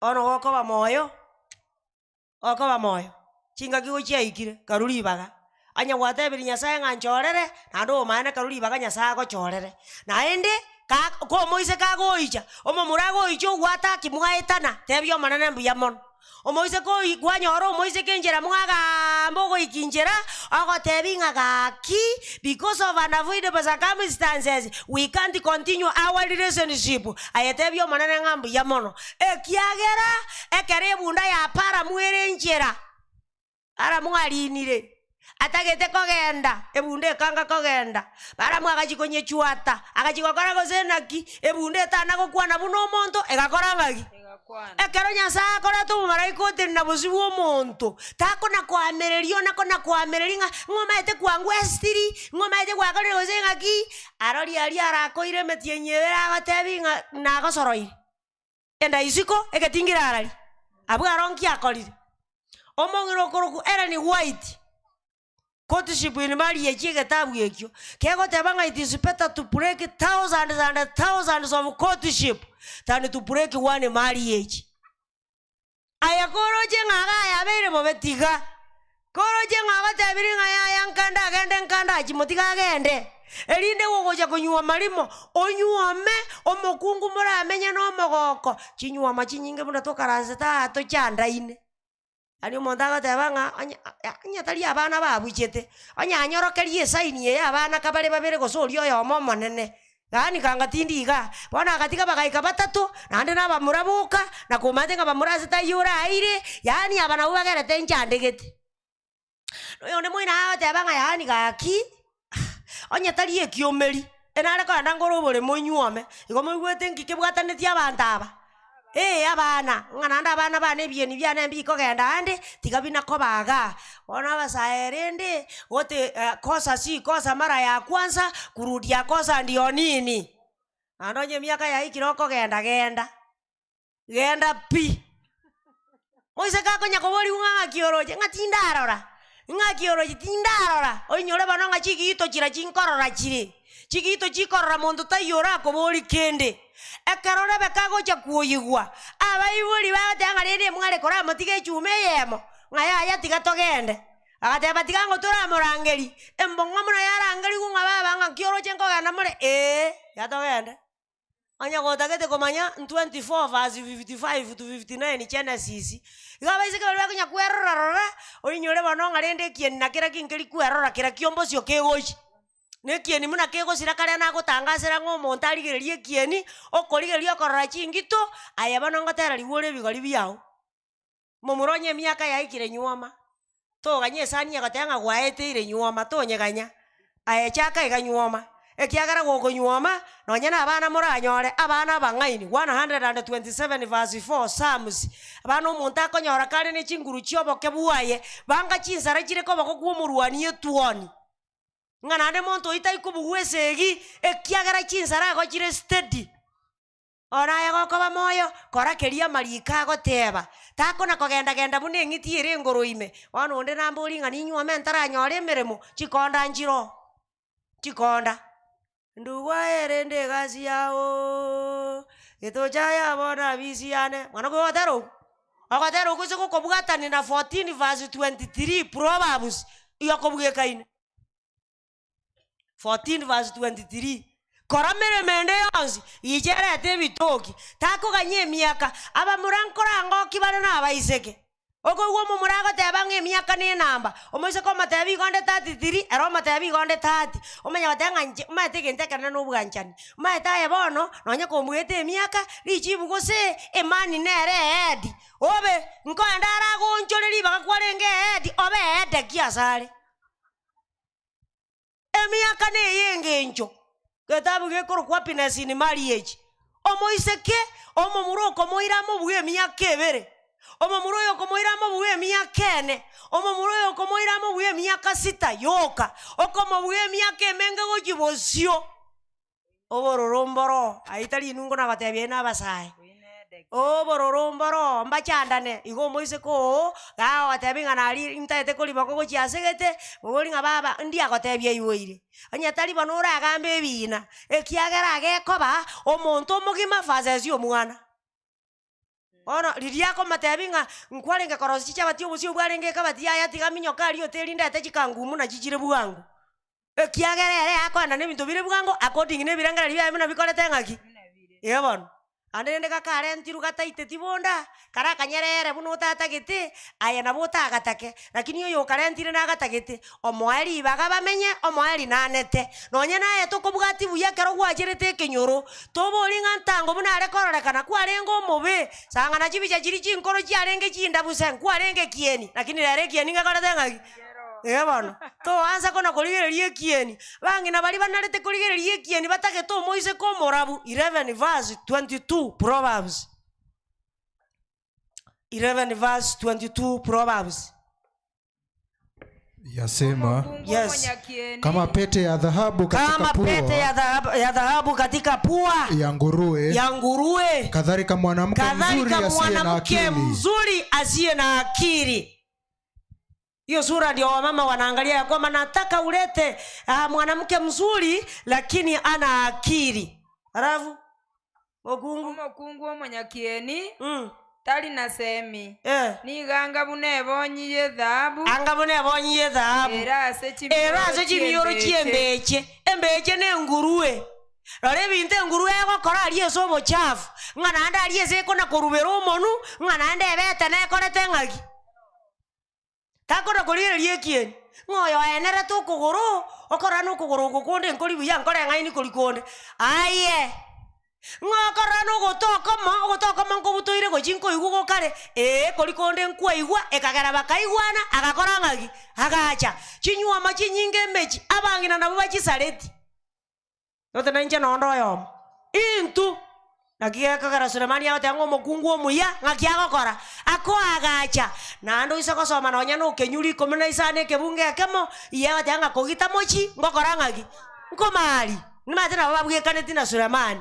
igoko romo chiota kogete takoli yo mogaka abaka barabuna bakonya ku update unga gento getenkerega barabuno ko ba update abangina nintu chinchini bona nyasato konye tobe chinchini chire moyo chigali chipicho tichiri chinkoro no nyama bati agotire lakini chinchini ngakishire Mwenyezi Mungu awabariki amen. Machano nyasaye bya mona asengi chukwa kwandra mona intu aseliogiri koigweka mbagega tuachire mamichanuko ani kwao bono wakwandra mona intu lero tuasabire gatukurwa amangana yatu yabeka sebikorwa andake ese konya abantu batumanyete bobe na inde bagotorora bobe bagwanchaye ekiagara turaba bogonjuro lyokonene kero na inde turagende gitambo kiro kende tuasabire ba mona intwe koronsi bunori geti na kugo sabasi yeso oyoro motorio ito. Get the point. Take a step forward. Get the point. Take a step forward. Get the point.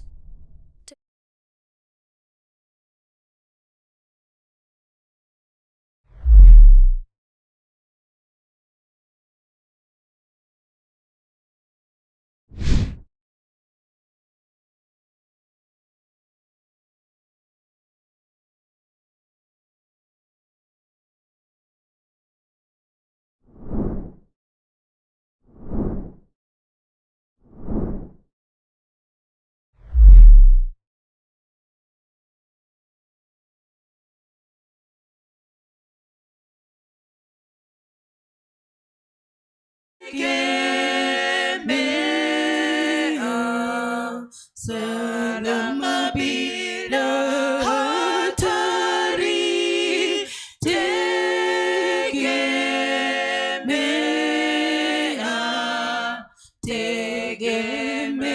Mwokozi Yesu.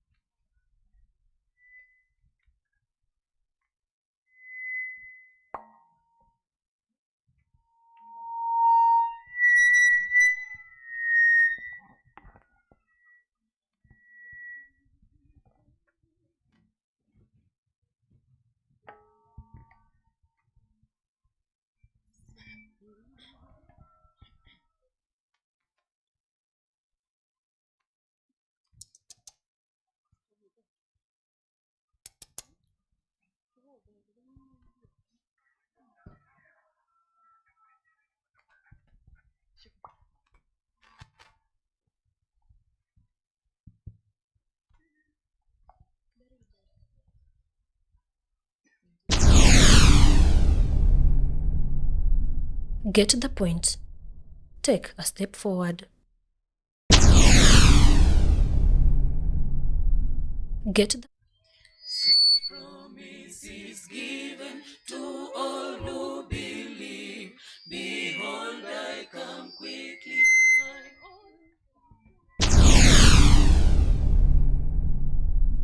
Get the point.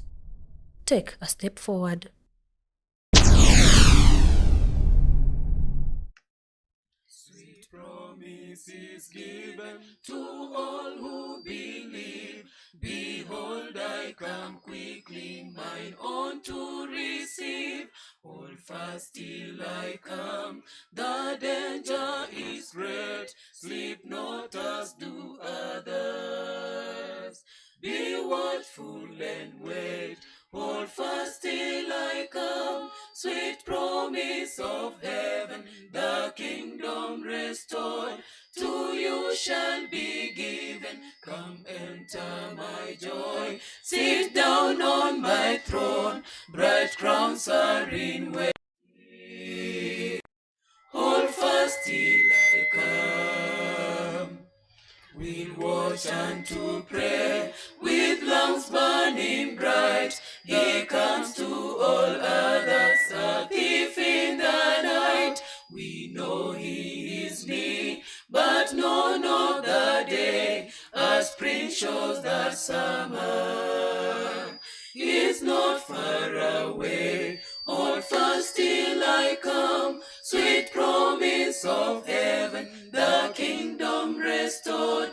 To you shall be given. Come enter my joy. Sit down on my throne. Bright crowns are in waiting. Hold fast till I come. Yes, this is our hope. 'Tis built on His word. The glorious appearing of Jesus our Lord. Of promises all, it stands as the psalm. Behold, I come quickly.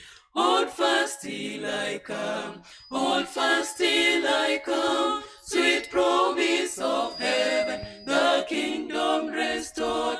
To you shall be given. Come enter my joy. Sit down on my throne. Bright crowns are in waiting. Hold fast till I come. Hold fast till I come. Sweet promise of heaven, the kingdom restored. To you shall be given. Come enter my joy. Sit down on my throne. Bright crowns are in waiting. Hold fast till I come. Hold fast till I come. Sweet promise of heaven,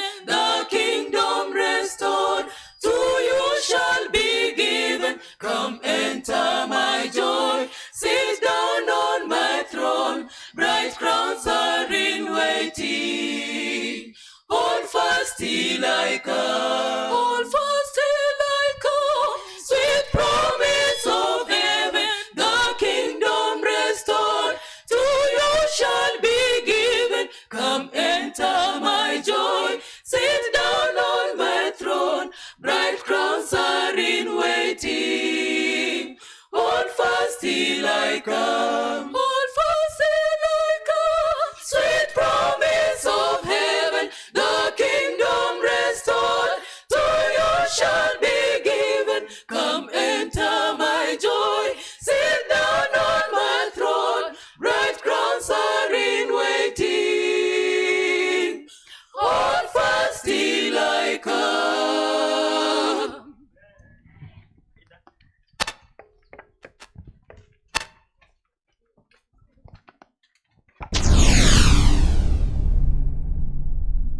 Get the point. Take a step forward. Ida kwa wimbo.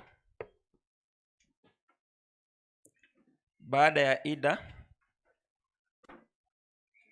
tutakuwa na program. Watoto watajiandaa wakuje kwa wimbo baadaye.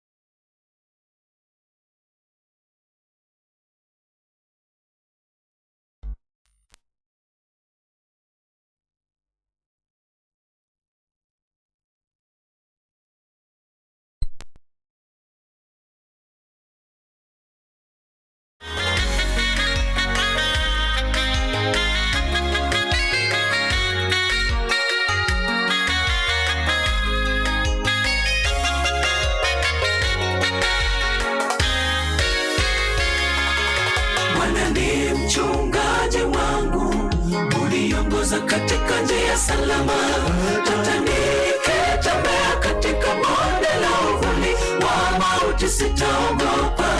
Mungu lake na fimbo yake vyanifariji. Mungu wangu yupo, wema na fadhili zitanifuata siku zote za maisha yangu.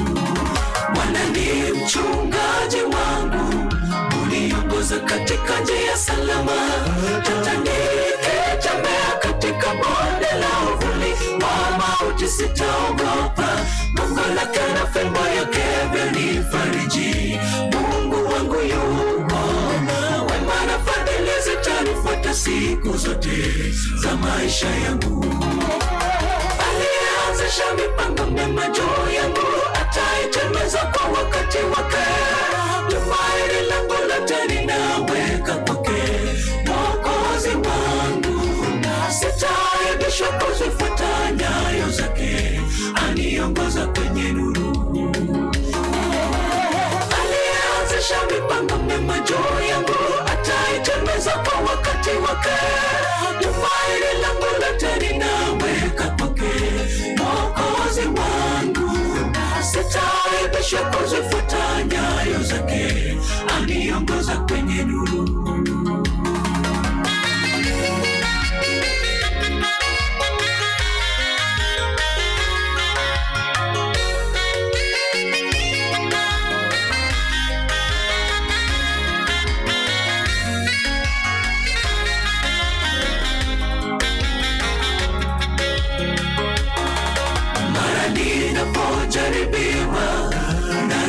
Macho yangu nitazame Mungu, mishale yake mwovu anaivunja kwa nguvu zake ili kuniokoa.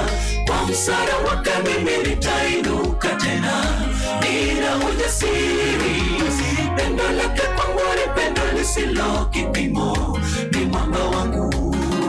Mara ninapojaribiwa, nainua macho yangu nitazame Mungu, mishale yake mwovu anaivunja kwa nguvu zake ili kuniokoa. Kwa msaada wake mimi nitainuka tena, nina ujasiri. Pendo lake kwangu ni pendo lisilo kipimo, ni mwamba wangu. Alianzisha mipango mema juu yangu, ataitimiza kwa wakati wake. Tumaini langu lote ninaweka kwake, Mwokozi wangu. Sitaibishwa aniongoza kwenye nuru. Alianzisha mipango mema juu yangu, ataitimiza kwa wakati wake.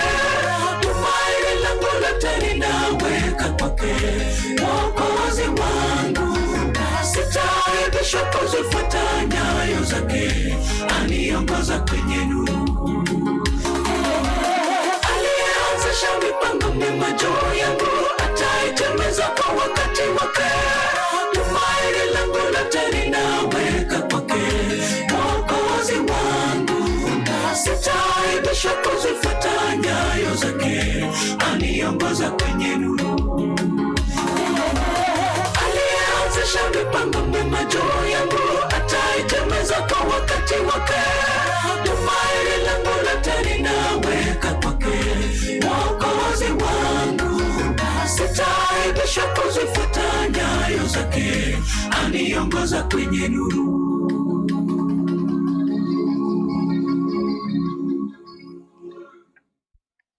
Tunawaambia aje? Amen. Asante sana. Tutafikia mwisho hapo kwa kipindi cha nyimbo. I want us to pray as we welcome another program. Let us pray. Our gracious Father, we say thank you for this morning. Thank you for you have been with us since morning. We are very grateful, Lord in heaven, for the blessings, especially of the Holy Spirit. As we want to begin another program, we invite your presence, God. May you lead us through, for we ask this in Jesus' name. Amen. Karibu sana, Elder Fred.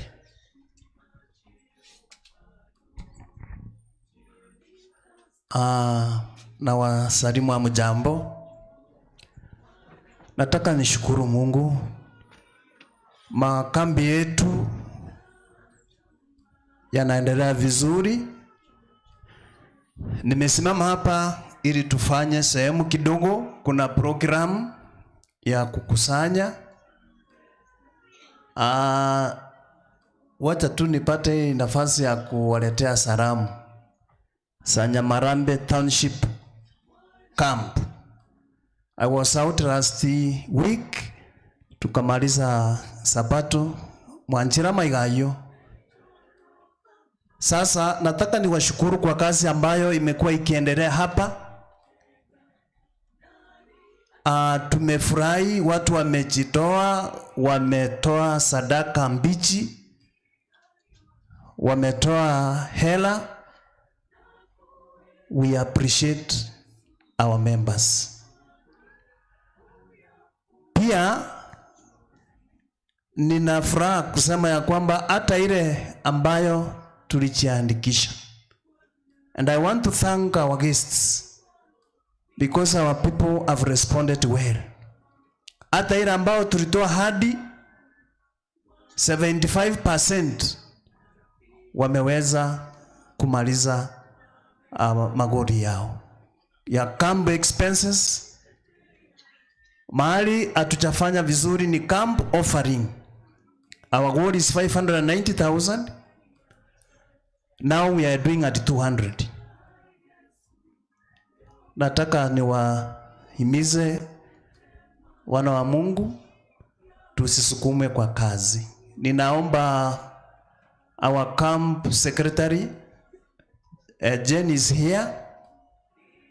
Elder David, kwa sababu tunataka watu waanze kujitoa. I'm inviting our guest speaker aweza kufanya ombi ili tuweze kutoa vile tulikuwa tumejipanga.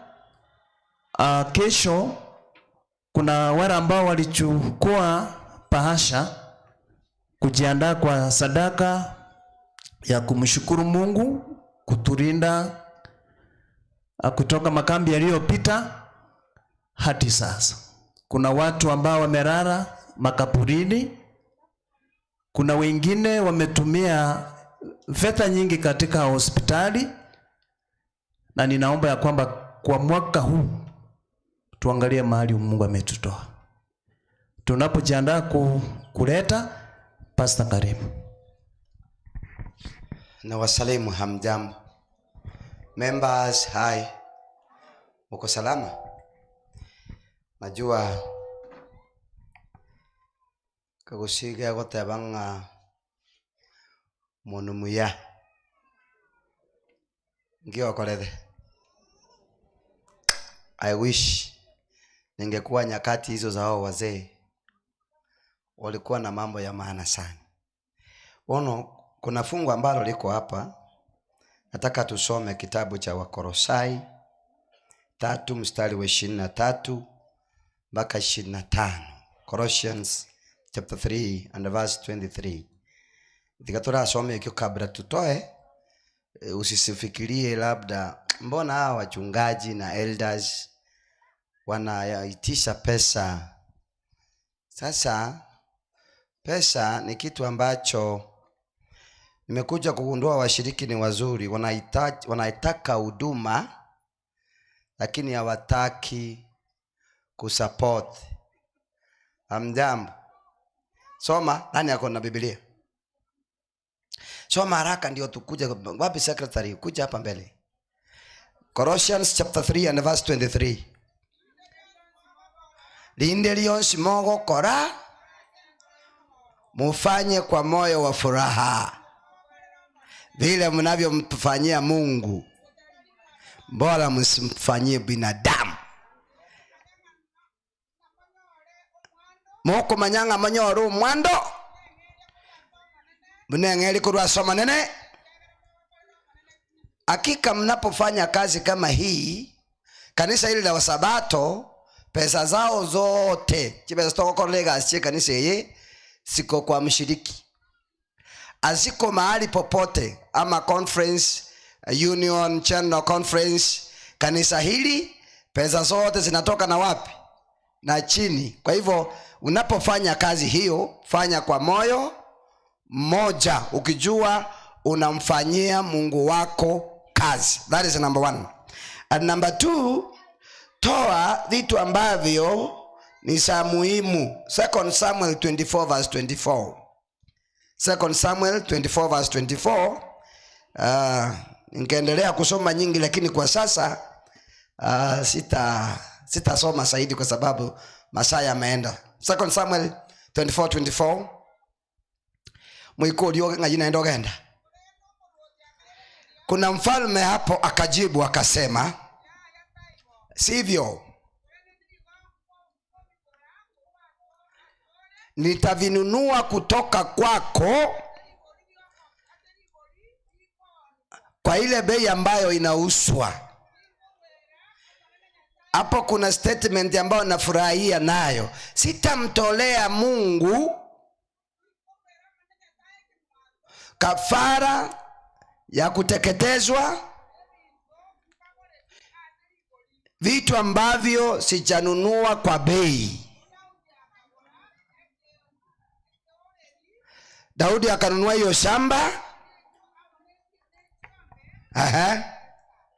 Hebu nikuulize, unapotoa sadaka kwa Mungu usitoe tu hivyo. Nyasaye tanga your uncle, your aunt, ama your father. God is God. That is all you kuiborete. Nyasaye mutungi. Tigarego mama. Unapotoa sadaka kwake, to basa koranga kerokende watuta. Ujue kwamba umefanya jambo lililo emwangirira.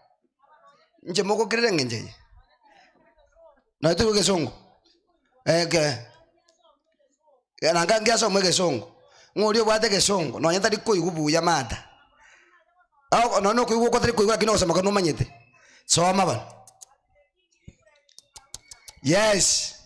No. I insist on paying you for it. Yes. I will not sacrifice to the Lord my God burnt offerings that cost me nothing.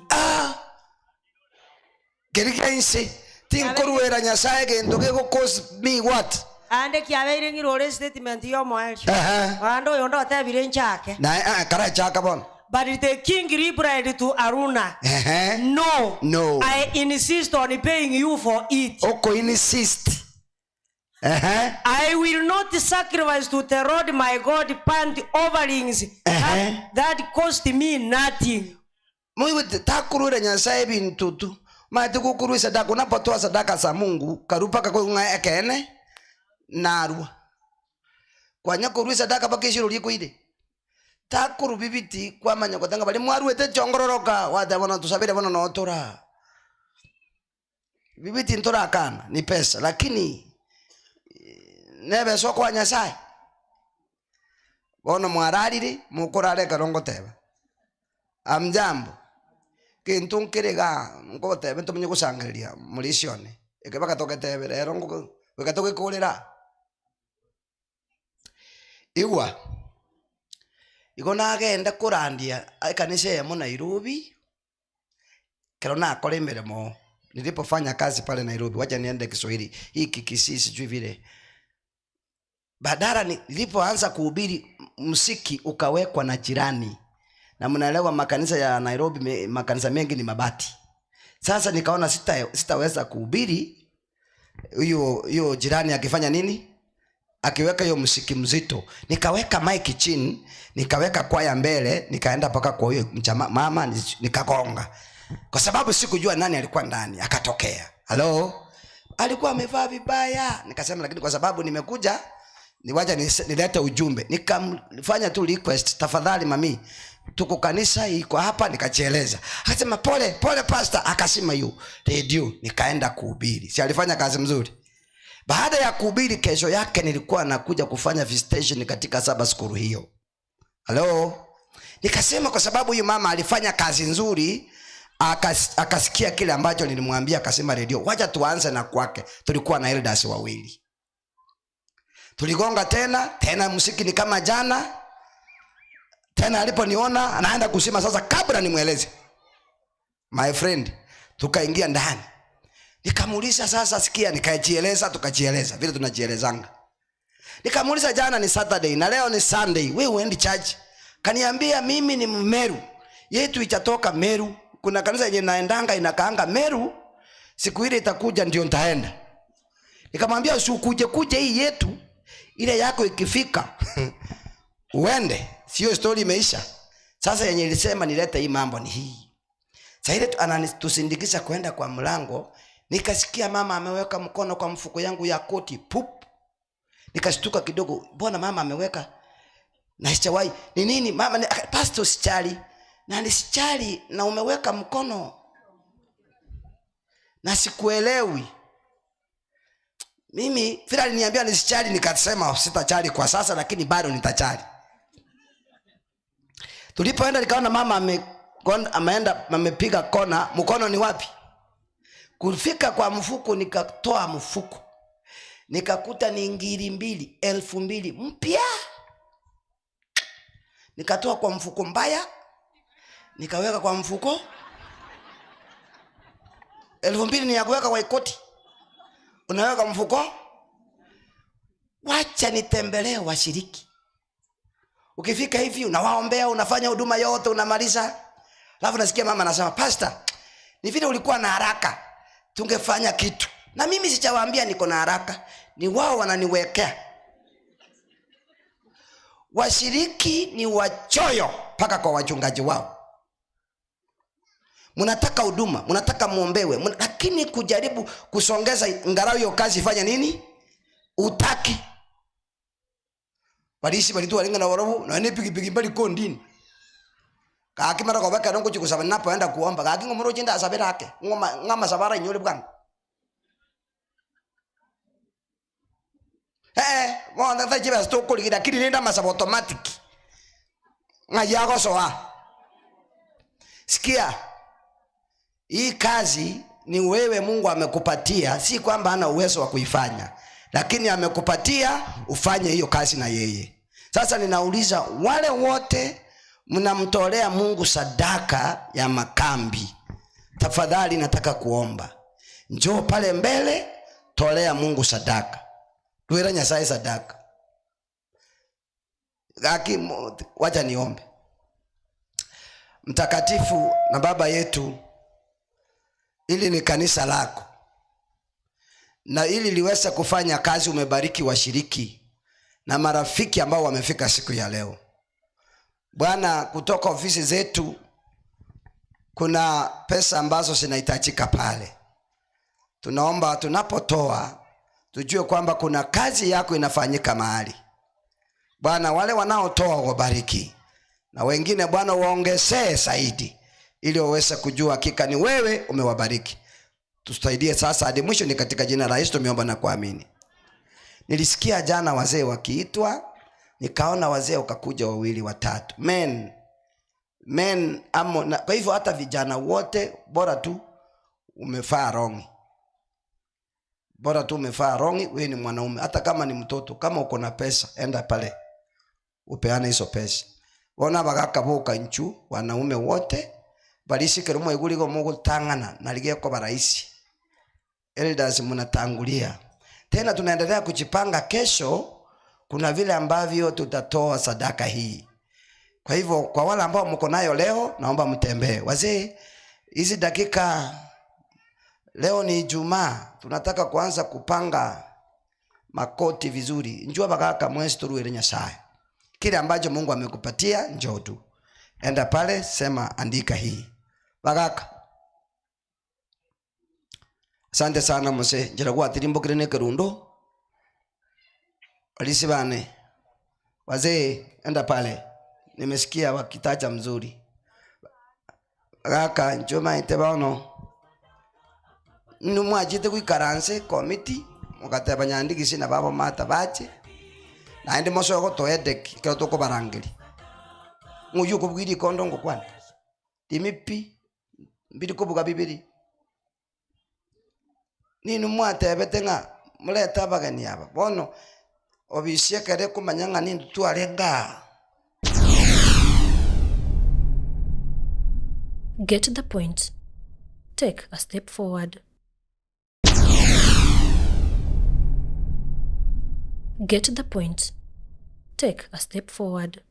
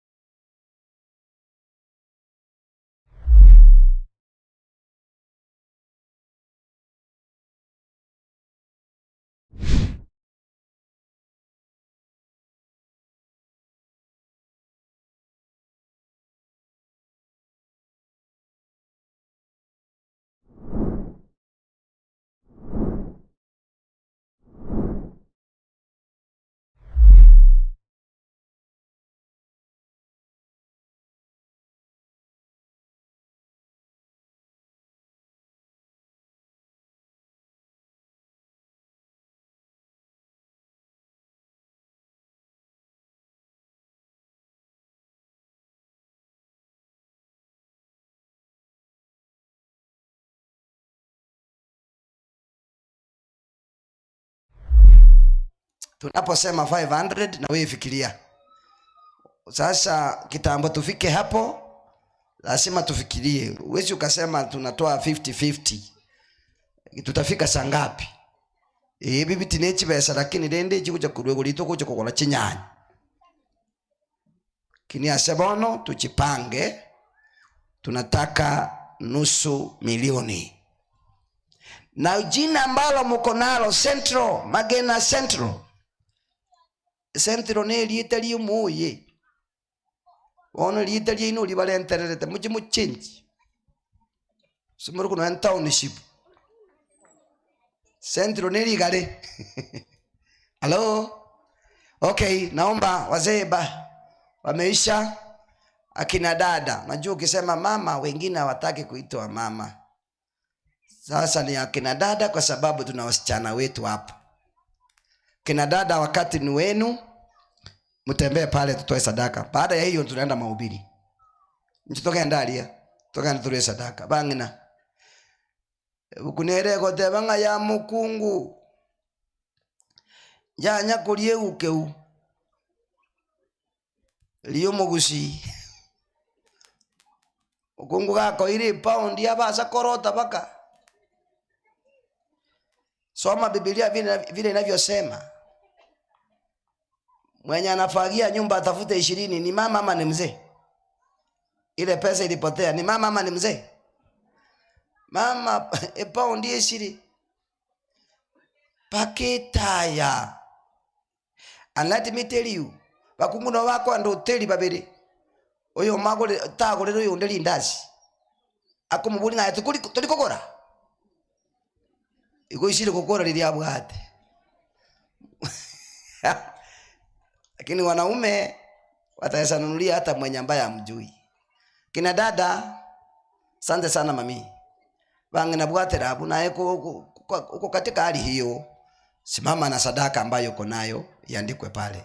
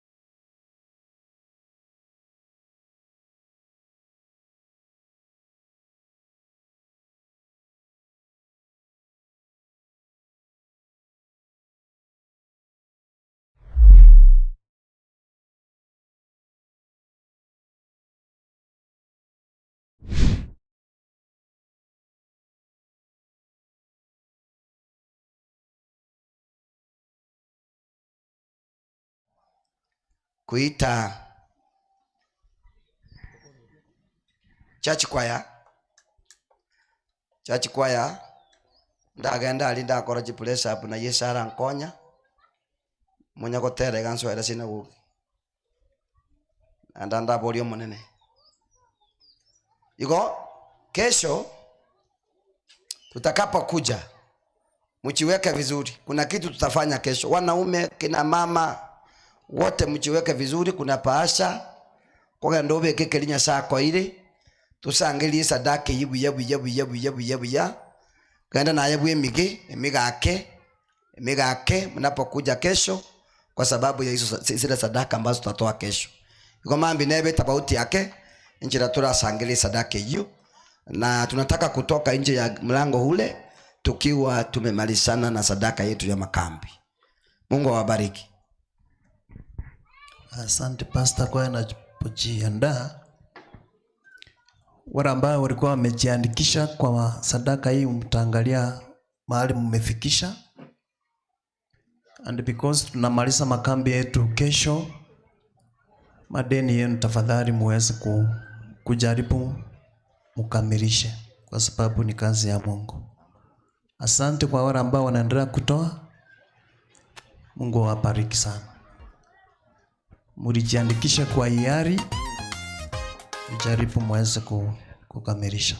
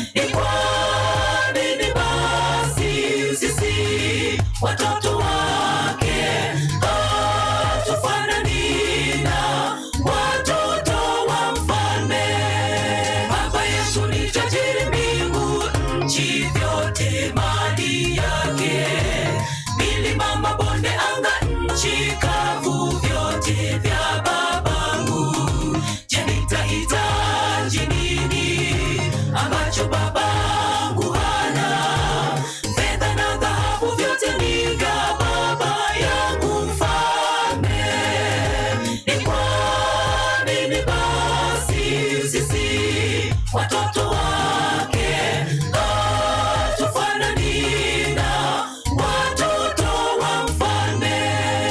Baba ametuambia, sikilizeni watoto wangu, mtakaponitii kwa mioyo yenu kuniheshimu, nitawapa neema ya nchi nami nitawainua.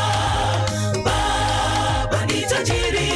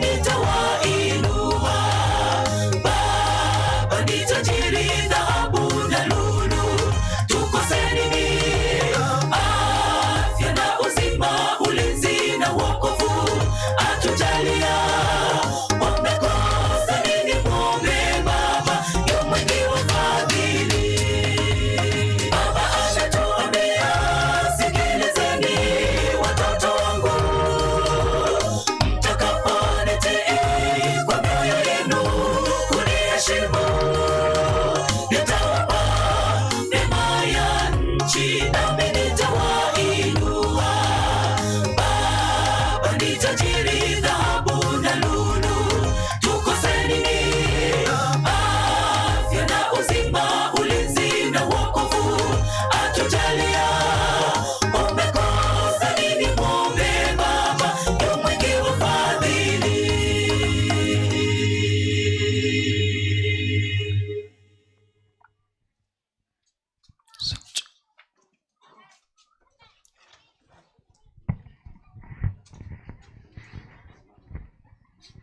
Kanisa mjambo, tusalimiane kwa hewa.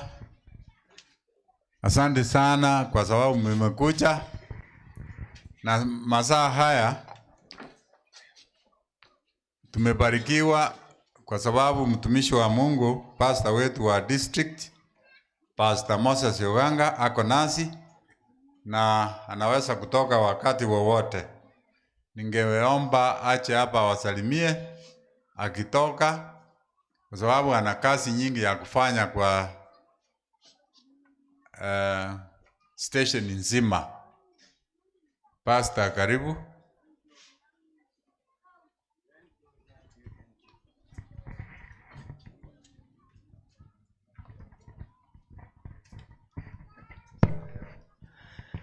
Na wasalimu wapenzi, hamjambo?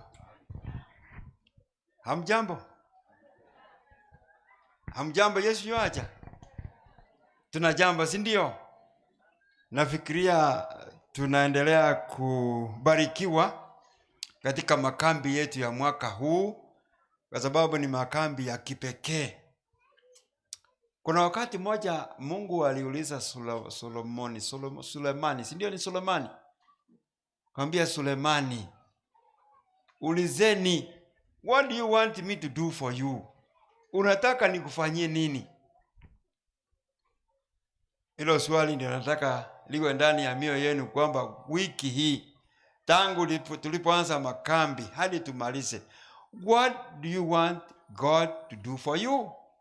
Unataka Mungu akufanyie nini? Iwe ombi lako, na umuulize na umuombe hivyo, so that at the end of this session, tukimaliza makambi ya mwaka huu, kila mmoja apate amebarikiwa kivyake. Kila mmoja abarikiwe kivyake.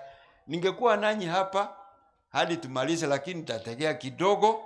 Kuna mahali nahitajika saa hii. Wanaendelea kuniita, nikamwambia hapana, ngoja kidogo. Tachelewa lakini ngoja kidogo. Kwa sababu ni muda, ni wakati wa mahubiri, sitaenda mbali. Mimi ni mwenyeji, na walisema mgeni afike mwenyeji. Sasa ni sehemu yangu leo kupona, sababu ni wakati wa wageni. Mbarikiwe sana. Siniombe basi. Mtakatifu na Mungu ishie mbinguni, tumekuja mbele zako tukiwa na wingu wa shukurani, maana wewe ni muumbaji wetu na mkombozi wetu. Juma hili ni juma la kipekee ambalo unanena na kuongoza roho zako katika safari ya kuja mbinguni. Tuomba kwamba makambi ya mwaka huu yawe mibaraka kubwa, kututayarisha kwa ajili ya ufalme wako ambao umefika karibu sana. Endelea kubarikia wageni wetu, nasi pia ili neno lako linapokuja kwa masikio yetu na mawazo yetu lipate nafasi kututayarisha katika ufalme huu na ufalme ujao. Ndio ombi letu kwa Kristo aliye Bwana mkombozi wetu. Amen. Barikiwa sana.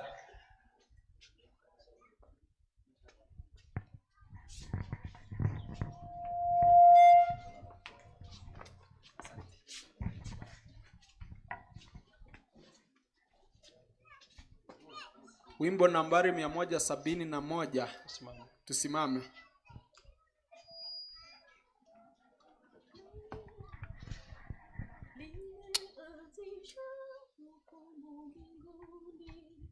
Limeanzishwa, tuimbe.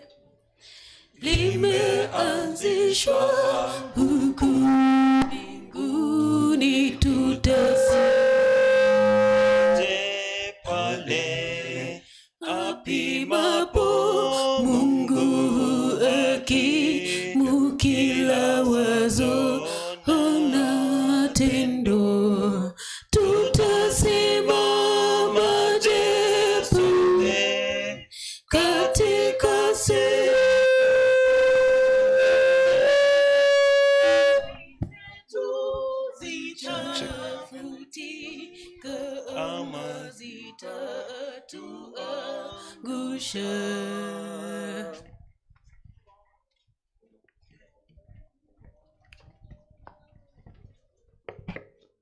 Tunaomba. Baba yetu aishiye mbinguni, tunakushukuru kwa sababu umekuwa mwema kwetu. Tumefika nyakati za kipekee wakati mnenaji anaposimama kuleta ujumbe wako. Utumie jinsi upendavyo. Ni katika jina la Yesu tumeomba na kuamini. Amen.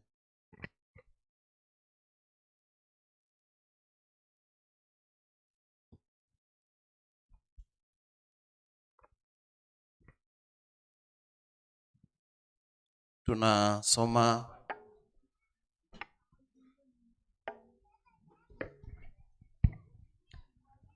Revelation, Ufunuo 14 mstari wa 6.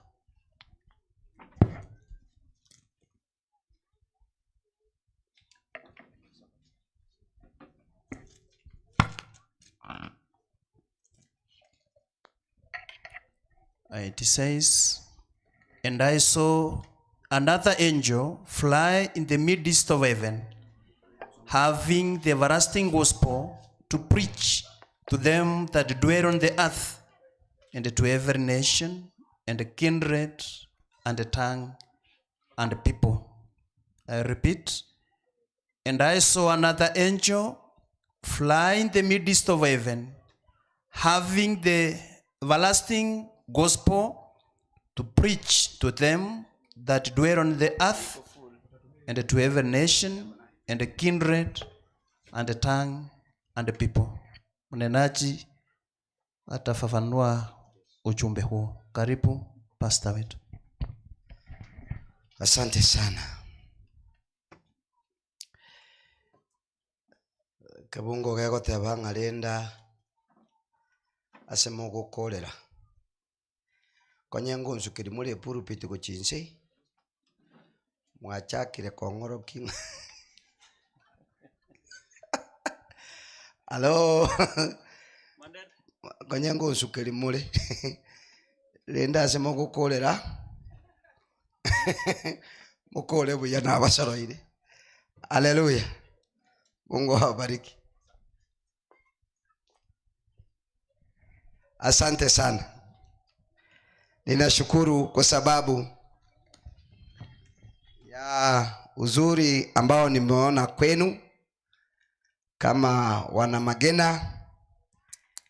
Nimekuwa nikisikia kwamba nyinyi ni watu wazuri, lakini hivi leo nathibitisha kwamba hakika nyinyi ni wazuri. Haleluya. Kwa sababu kusema ukweli, ili likuwa ni makambi yangu ya wiki ya 4. Nimekuwa nikienda paka unashindwa ni nini, lakini ninyi tangu tulipokuja kama wageni umekuwa wangwana kwa kufika kwa makambi. Haleluya. Na nimeona mkiwa mna mpango vizuri hata kwa sadaka zenu na saka. Haleluya. Hata mpango wa kwaya. Naomba pastor siku moja unipe mbegu ya kwaya na mimi niende kupanda kule mahali ambapo nimetoka, tuweze kuwa na kwaya kubwa kama hizi zenu. Kumbe ndio maana mnaitwanga kwenda Nairobi, kwa sababu mmejipanga. Mungu awabariki sana. Sasa fundisho letu la siku ya leo, vile ambavyo tumepangiwa vizuri kutoka ofisi zetu kuu, nasema kwamba the sanctuary and the gospel. Hekalu na kintu kibao ni injili. By the way, hilo ndilo fundisho ambalo mwaka huu unastahili kukaa pamoja nalo, kwamba Mungu aliamua aweze kuja na kuishi na watu wake, na si kuishi tu, ili aweze kuwaonyesha mpango wa wokovu ambao alikuwa amewapangia.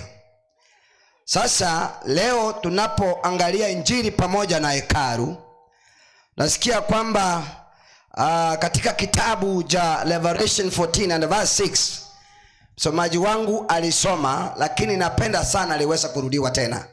Ndio. Neno la Bwana linasema, wapendwa, kisha nikaona malaika mwingine. Yohana anasema aliona malaika mwingine akiruka katikati ya mbingu, mwenye injili ya milele. Alikuwa na injili ya milele. Awahubiri hao wakao juu ya nchi. Anawahubiri wao wanaokaa juu ya nchi. Na kila taifa, na kabila, na lugha na majamaa. 7 yasema, usiende hapo. Huyu malaika alionekana akiwa na injili ya milele, na vile ambavyo hakika neno la Mungu linasema hakuwa na ubiri malaika wenzake, ama hakuwa na ubiri miti ama viumbe vingine.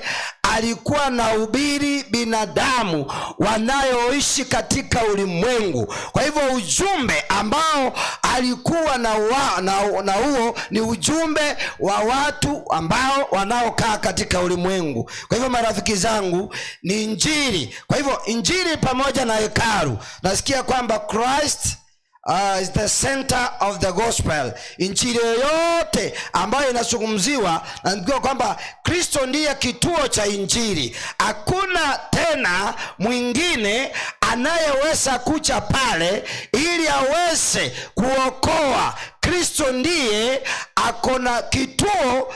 Kiswahili kizuri kusema yeye ndiye kituo katika injili. Injili yote, mambo yote yanazungumzwa yakimwelekea Yesu.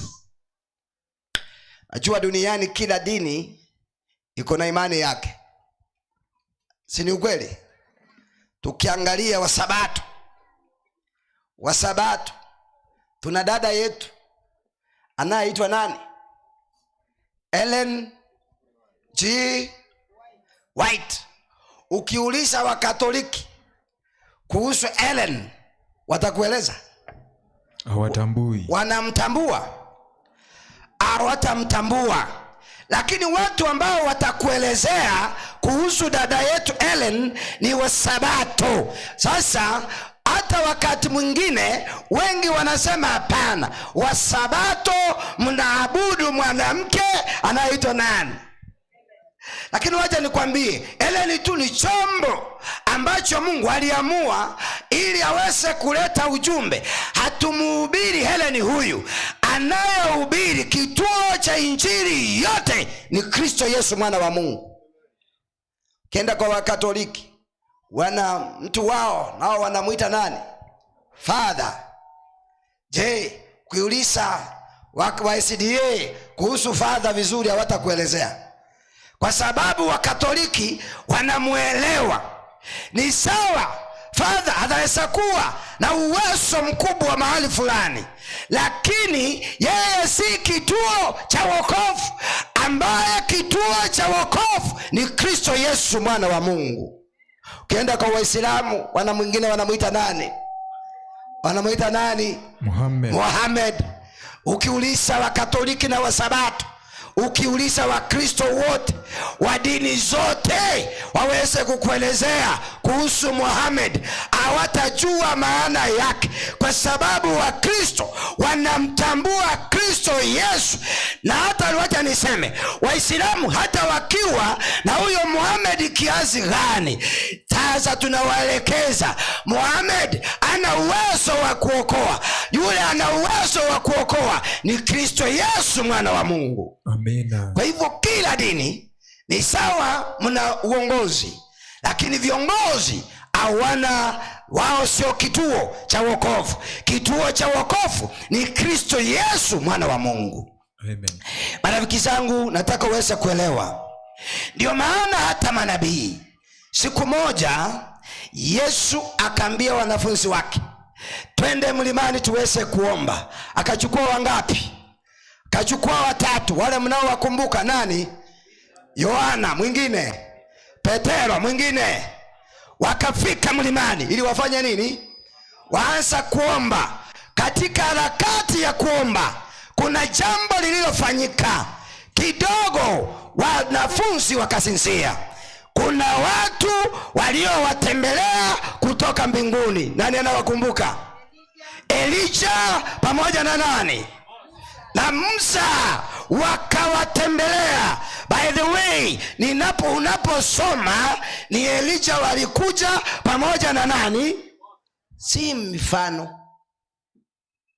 Halo, walikuja. Petero na kierere yake akakimbia kwa nani? Kwa Yesu. Anamweleza nini? Wajenge watengeneze majenge vitu vipanda vingapi? 3. Wakasema moja ni ya nani? Ya Elia. Ngine ni ya nani? Ya Musa. Ngine ni ya nani? Wao wanyeshewe. Wakajisahau. Wakaona ni sawa, mimi sikuwa katika hali hiyo. Hiyo siku moja nitakuja nitakueleza. Lakini nataka uweze kujua ni kwa nini Musa alikuja pale mlimani. Ni kwa nini Elijah alikuja pale mlimani. Na walionekana wakiongea na nani? Walikuwa wanaongea na nani? Hebu nikuulize, nani aliambia kina Petro kwamba ni Musa? Kwa sababu tangu wasaliwe hawajaiona Musa, hawajaiona Elijah. Nani aliwaeleza? Nani aliwaambia? Wale mnaelewa, kuna sauti ilitoka mbinguni ilisemaje? Huyu ndiye mwanangu mpendwa, mtii yeye. Sasa nataka kuna kitu nataka uweze kuona hapa. Yesu akiwa kituo cha injili. Unapoona Musa pale anapokuwa, inamaanisha nini? Musa ni nini kwa Biblia? Sheria. Hamjambo. Unapoona Elijah ni nini kwa Biblia? Anasimamia nini? Anasimamia manabii. Kwa hivyo walikuja kufanya nini? Kibacha kokora asiyesa gusaba.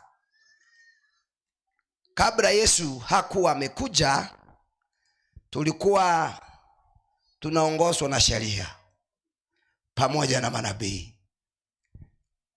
Unabii wote ulikuwa unazungumza kuhusu nani?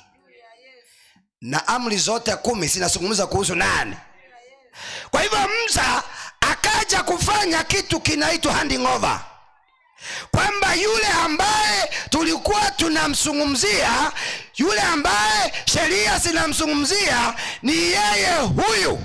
Kwa hivyo akampa mkono kwamba tangu sasa sio sheria bali ni nani?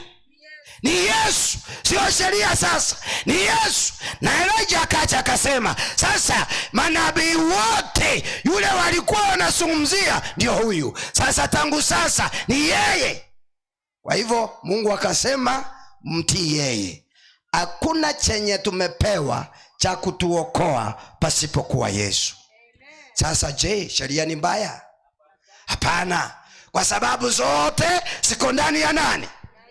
Ukiwa na Yesu unatunza amri zake 10 vilivyo. Ukiwa na Yesu unatii mambo ya unabii vilivyo, vile ambavyo neno la Mungu linasema, kwa sababu yeye amebeba vyote, viko ndani yake. Haleluya. Wewe ukafanya usharati kwa sababu sasa sheria zilifanya nini? Zilitoka. Hapana, sheria zenye zilitoka ni hizo za Musa, lakini amri 10 za Mungu bado ziko, zinatuongoza kwa kila jambo, kwa sababu Yesu alifundisha kwamba watu kama mnanipenda mtashika amri zangu na sheria zangu. Kwa sababu hiyo nataka uweze kusikia kwamba hakuna mwanaume sasa tunayestahili kwenda kwake ili tuweze kuomba msamaha. Washiriki, msijidanganye sana unajishusha mbele ya mwanadamu na kusema, unajua kuna fungu wanasema kwamba kile watakachofungua duniani kimefunguliwa na wapi? Tigeme kone hiyo. Uyu kwa biribi beweka. Uiwete egarama nigakorokumu. Mongaka. Basacha bakuli matoke na bandonsa mbenseyi. Mbamaiti ligo lilio musaraba. Tiga nyandiki sinje natume tunchimbo ngaja nebu kuyane ne pagi. nandi ngukura ndi gaji mapiri nkanduchi ororoge ndi igurorutigi na korete kiane na inchi kugasabu one korete pressure bunga gaki Yesu aba magena mbaga ndi iguru banyore tinkorete bakubulinga nyandiki siale monene pinto bindi ntubiru buzoku elindi ntokazo burudi wangu ngabiri kana inchi nkosa banyasaye alafu nifanye nini? Nisamehewe. Haya, kuna jamaa mmoja aliyejulikana kama champion katika hali ya kuhubiri. Paulo alitoka na nguvu nyingi akihubiri injili ya Yesu Kristo kwa mataifa. Alihubiri kwa Wakorinto, akahubiri kwa Wakolosai, akahubiri kwa Waefeso, akahubiri kwa Watesalonike, akahubiri kwa Wagalatia. Paulo alihubiri kwa Wafilipi, akahubiri kila sehemu. Kwa Wakorinto alihubiri msalaba tu. Wakorinto wa kwanza 1:18. Alipoingia Korinto, Paulo alikuwa anahubiri kuhusu msalaba. Msomaji, Wakorinto wa kwanza 1:18. Alipoingia pale alihubiri nini? Biblia yasema kwa sababu neno la Bwana linasema neno la msalaba. Acha nianze vizuri msomaji. Enda kwa haraka. Inasema kwa sababu neno la msalaba kwao. Kwa sababu neno la msalaba kwao wanaopotea ni upuzi. Wanaopotea ni upuzi. Bali kwetu sisi tunaokolewa ni nguvu ya Mungu. Tunaokolewa ni nguvu ya Mungu. Wale ambao wanaopotea, mambo haya yanayohubiriwa wanaona ni upuzi. Bako wanobo chinga. Kuna watu hawatilii maanani kwa neno la Mungu. Ndio maana napata watu wengine kanisa wa mwenu ni wajauri wa mwenu ni ujauri. Amjambo.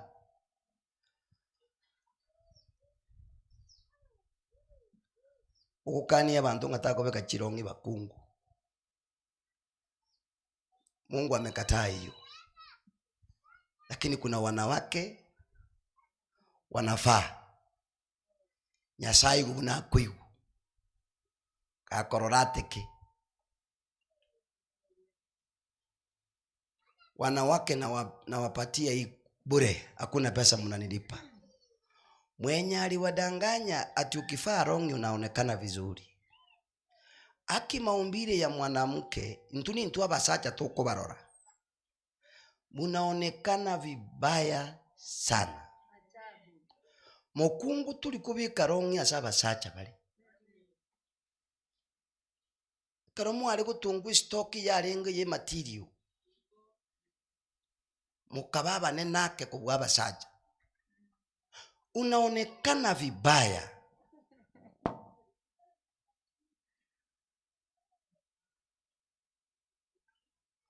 Mukungu kwiguli sibu erongyu osome kuku guruimu.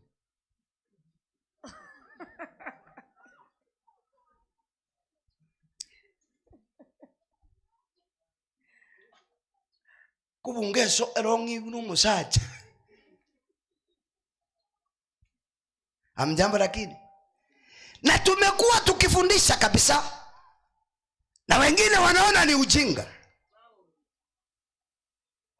Na Mungu anasema kwamba ni machukizo mbele za nani? Za Mungu. Mbele zake. Maana bantu babiri chinkondi kanisa imesikuisi. Hata museme nini hawataki. Wanasema pastor ongea haraka. Mufanye nini? Mukungu kwiguru mwana kwigure rongi osoimi. Ni vile sitakuwa katika fundisho hilo. Ni machukizo. Mwanamke, by the way, hata maombi yatajibiwa. Mukungu akaruti ngete rongi na ngoma nene tokonye chirongi ni chisibu bungete. Mukungu wikaransiga alimari kitirianda saba sacha. Ebu iwe iweze kujulikana kwamba hakika hawa ni wa Yesu. Wasichana wetu wanaopotea, Biblia inasema mambo ya injili ni ujinga. Wanatuona wajinga tu, lakini sisi kuna yule ambaye amesema ujumbe uende. Msichana ameacha kifua nje, kifua hapa mbele, na wenye wanastahili kuona kifua cha mwanamke ni watatu. Mtu wa kwanza, mtoto anayenyonya. Mtu wa pili, daktari, na si kila daktari. Kuna yule anaitwa gynecology, wala ambao wamesomea hizo. Na watatu ni mume wako kama una familia. Wengine zote hatuhitaji. Sasa una mtoto wa kunyonya, una mume, na wewe si mgonjwa matiti, na inapigwa chua kwa barabara. Unatembea na kusema nabonda akonki Afrikingi makamora atake. Ni vile wajakuja. No. Boys and girls, kuna vitu zingine unaona ni ujinga wanaposungumza, lakini baadaye ni wewe utaumia nayo kuchandika. Vijana, mkiona msichana amejiajiria, huyu ni wa watu wengi. Enda tafuta wako yule ambaye ataenda kuwa wako peke yako. Usikubali. Hello? Mwana kuba mwana mumura. Kijana, narudisha kila wakati kwamba ukonyoru mwana ubikirete rongi ebitunu nsibugika. Bitununsa. Bona ko gende rongi chiri kuchinsuka kampamba asichirime. Anaenda kama mtoto amejipupulia. Maana mwana akiweka pupu awezi, hata kama ni yeye aliweka, hataki mguze. Abekititi amevaa t-shirt kubwa, na yeye ni mwembamba, amejifungia minyororo kwa shingo. Buni sisi amefanya wiring kwa mwili, waya zimetoka kwa mfuko zikaingia kwa masikio, zingine sasa anaenda hivi. Bono ino mwana ibuliti nonya kwa nyorete megati abantu bakora gentoki. Tunapozungumza haya, watu wanasema ni nini? Ni ujinga. Wanaopotea wakiambiwa wanaona ni ujinga. Ini saini, unapoona mtu amevaa vibaya, mwanya korumu mtu anakuja kwa matanga, li saja likuru ku engineer, li doctor, alafu amevaa jeans kubwa, neke bunguo, ne t-shirt ngali, chirongi chitete ebitununsi. Nga daktari njoo tusalamie, akonya kuitike bunguo. Ubu chinga bosa.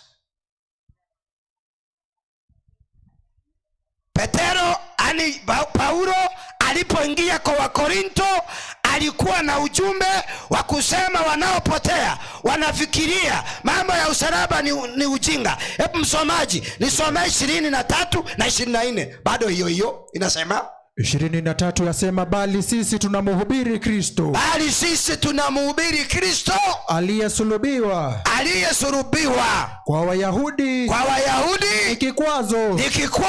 Na kwa Wayunani ni upuzi. 24 inasema, bali kwao waitwao wafanya nini?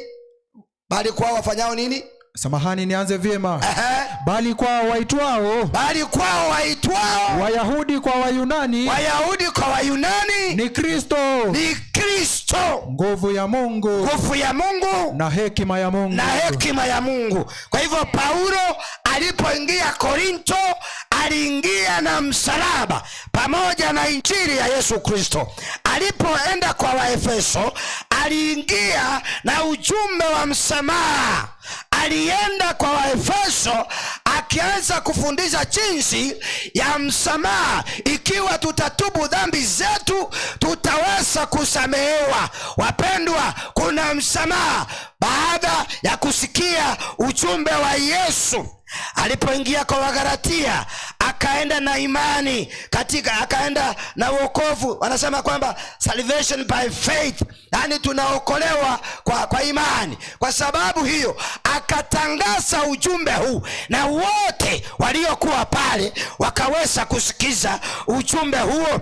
Nataka niseme hivi, ujumbe wote ambao uliingia kwa kila kanisa ulikuwa tu yani kituo kilikuwa ni Kristo Yesu.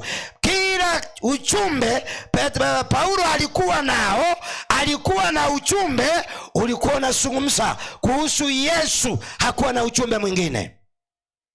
Wapendwa, katika sehemu nyingine ni kwamba hata Petero, nataka niseme kwamba walipompokea Yesu, kumpokea Yesu, walitambua kwamba yeye ni yeye tu, ako kwa jibu kwa kila jambo katika maisha yao na katika shida zao. Watumishi wa Mungu wanapoleta ujumbe, ni wewe tu uweze kutambua ni Kristo Yesu peke yake anaweza kutambua ama kutatua matatizo yako yote katika hali yako ya kiroho, katika pesa zako, pamoja na ugonjwa, pamoja na ulinzi. Anayekulinda ni Mungu. Ikiwa umetengeneza uhusiano wake pamoja na yeye, ulinzi ni wake. Haleluya, amina. Amjambo, lakini nataka nirudie tena. Kuna watu ichapokuwa wako ni Wakristo, wako ndani ya Yesu, lakini bado wana miungu inayowalinda. Amjambo, tuseme ukweli. Ni nkuba itarachoroyo moga. Nkuba kutoka hapa hivi paka pale kwa mlango, kuna mtu ichapokuwa anakuja kanisani lakini ako na kamiungu na anaweka imani yake pale, lakini alipokuwa naomba mibaraka aliomba Mungu ambariki. Wakati hakuwa nayo alitamani sana Mungu aweze kumbariki, lakini baada ya kubarikiwa sasa unaenda kuleta miungu ilinde mibaraka ambayo Mungu amekubariki. Nkiotale go chiero saba chinyasaye chikoe okarasa banyasaye akarakoa kwa manyago chikoligia gentoki chinyasaye bichokora gentoki bichekolenda. Kuna watu wako katika hali hiyo, bado wako na miungu katika maisha yao.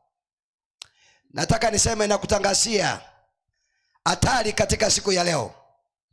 Natangaza hatari hiyo. Usiende kwa miungu, kwa sababu tuna Mungu mbinguni ambaye fungu letu la makambi linasema ni Mungu ambaye hatafananishwa na miungu mingine. Yeye ni Mungu, uweze kumwamini tu yeye peke yake. Mupo pamoja nami? Hebu nione kwa mikono.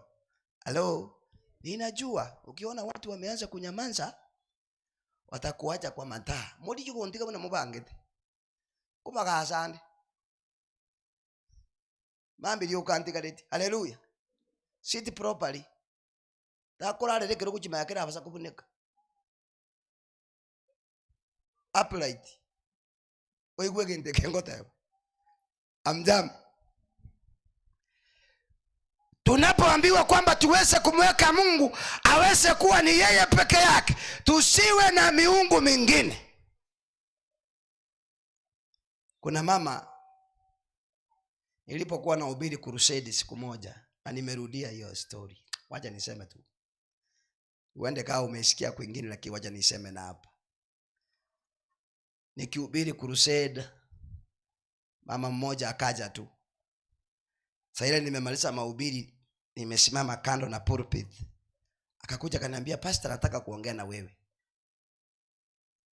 Nikaenda. Akaniuliza kikisi, pastor, no mule pole, no mule pi, yani tutasemaje? Una ujasiri asoko kagere kiati metinki yako teba. Nikamwambia si ndio? Una ujasiri ukiambiwa kitu utaweza simama? Kamtewe sema. Akaniuliza, umeiona mchawi? Abwara bona ngatakolia maisha yake. Kafungua macho kidogo sasa. Nikamuuliza, mchawi sijaimuona, lakini huwa ninafanya nini? Kaniambia, pastor, wacha nikwambie, huyu mchawi unasikianga ni mimi. Najua nikashtuka kidogo. Nikafikiria labda anataka kunieleza shida zake vile ambavyo wanamuita mchawi. Na ni kweli ni mchawi alikuwa. Kaniambia, pastor, unasikia wale wanakimbia usiku? Ni mimi. Inu mwanyako barora. China rucho yomu. Kipati na wapatikaningi hivyo ovyo. Lakini wako. Sasa ni nini unataka? Kaniambia, pastor, nataka tuende uchome, kuna kakitu nilipewa na mama nikiwa msichana. Ukichoma hiyo tu ikiungua, na mimi nitaenda mbinguni. Amina haraka hivyo. Ngo kujikoza ambo bwade. Ekinege ndo. Akimbu ya mule. Nikamuuliza. Nikasema siwezi nikaenda peke yangu. Nikatafuta mbinu. Nitaambia wazee church elders tuende na wao. Kaniambia, pastor, mimi sina shida. Kwa sababu ya haraka nikaita wazee. Wazee kuja hapa, wazee wakakuja. Siwaambi kitambo wafike hapa mama ameanza kuenda. Kwa hivyo anamaanisha nifuate. Kulikuwa na nyasi, maybe kila sema ilikuwa imefanywa jinsi yaka. Tukaanza kukimbia kutoka nyuma. Elders wananiuliza ni nini? Nawaambia tuende. Na mahali tunaenda hawajui ni wapi. Uzuri tukafika kwa mama, mama akafungua nyumba akaingia ndani. Akaingia kule ndani, pup. Akaleta kakitu. Kantu kange kama kale kampira watoto wanatumia kucheza. Nikabora leo siapea mmoja wa wazee. Kwa sababu hiyo sio kitu ya kushika ovyo. Na mama akakuja tu direct kwangu, pap, akanipea. Nikasema, Yesu uliahidi, ukasema utakuwa pamoja nasi. Tinkoma nyango senda akabwate nchaka kwa kunkufu. Chote sashika hiyo kitu anza kuruka kama yeye. Na ni kwetu tunaambia wazee wa kanisa, kama una uhusiano na Mungu vizuri, vitu kama hizo usiende. Kwa sababu utafikiria unaenda kufukuza, ukipewa uanze kuruka kama hiyo mchawi. Tu nikashika. Sasa nikamwambia kulingana na sheria hatuwezi tukachoma nje kwa sababu itaweza leta shida zingine. Ikabidi nielezee hao wazee kwanza ni nini tunafanya. Wazee wakashtuka kwa sababu ni mmoja wa washiriki wao. Sasa kwa hapa wakashtuka, nikamwambia tulia. Na yale mnameona leo mfunge mdomo wa juu na wapi? Kente moge tebande. Akia kwa ramwa bekile to mako munabalishi. Na nyina bakungu baino. Nyinyi muone mkiangalia mama huyo wa kanisa mjue tu peke yenu. Sasa tukaanza, nikasema sitachoma kitu ambacho sichaona. Igonyo ndo bwate ntararwa nkobe. Ngetongi. Katika jina la nani? Na kitachomeka. Sasa nikafungua kwenda ndani niweze kuona. Kuchikuika imi kintu kinga chingende binawa nkieki. Kwa sababu sina haja, nikaona wacha tu nichome. Tukawakisha moto sitting room hapa na kuni na mafuta yetaya. Kuweka kwa moto kanaruka. Kanaenda kando. Nikafikiria labda kamegongwa na mti ama kuni. Wacha tena nifanya nini? Tena nikaambia wazee fanya nini? Omba. Kuomba kurusha tena kakaenda upande mwingine. Friends, duniani kuna nguvu za shetani. Musifanye jokes. Hii jamaa alipigana na Mungu mbinguni, akarushwa wapi? Na Biblia inasema alikuja na malaika na nguvu. Kwa hivyo ana uwezo wa kufanya vitu za miujiza. Kwa hivyo usije ukasema hapana. No, hizo nguvu ziko na zinasumbua watu wengi. Lakini nataka nikutangazie hizo nguvu siko mahali ambapo zimefungiwa. Ni kusema siko limited. Kuna mahali asifiki. Zinapofika mahali zinakutana na Yesu, zinaisha nguvu mara moja. Kwa sababu Yesu alishinda Kalvari. Na achibwete kiwa ndani ya Yesu. Kwa hivyo hizo nguvu hasina uwezo juu yako. Na nikaambia watu wacha kusema pastor, wachai wamenisumbua, wanapita juu ya mlango. Wewe ukisoma vitabu za Roho nabii, kuna mahali unasema kwamba wale ni malaika wa shetani na hawawezi kuingia mahali ambapo hawajaalikwa. Kwa hivyo kama wanakuja kwako, wewe una uhusiano na hao malaika wa shetani.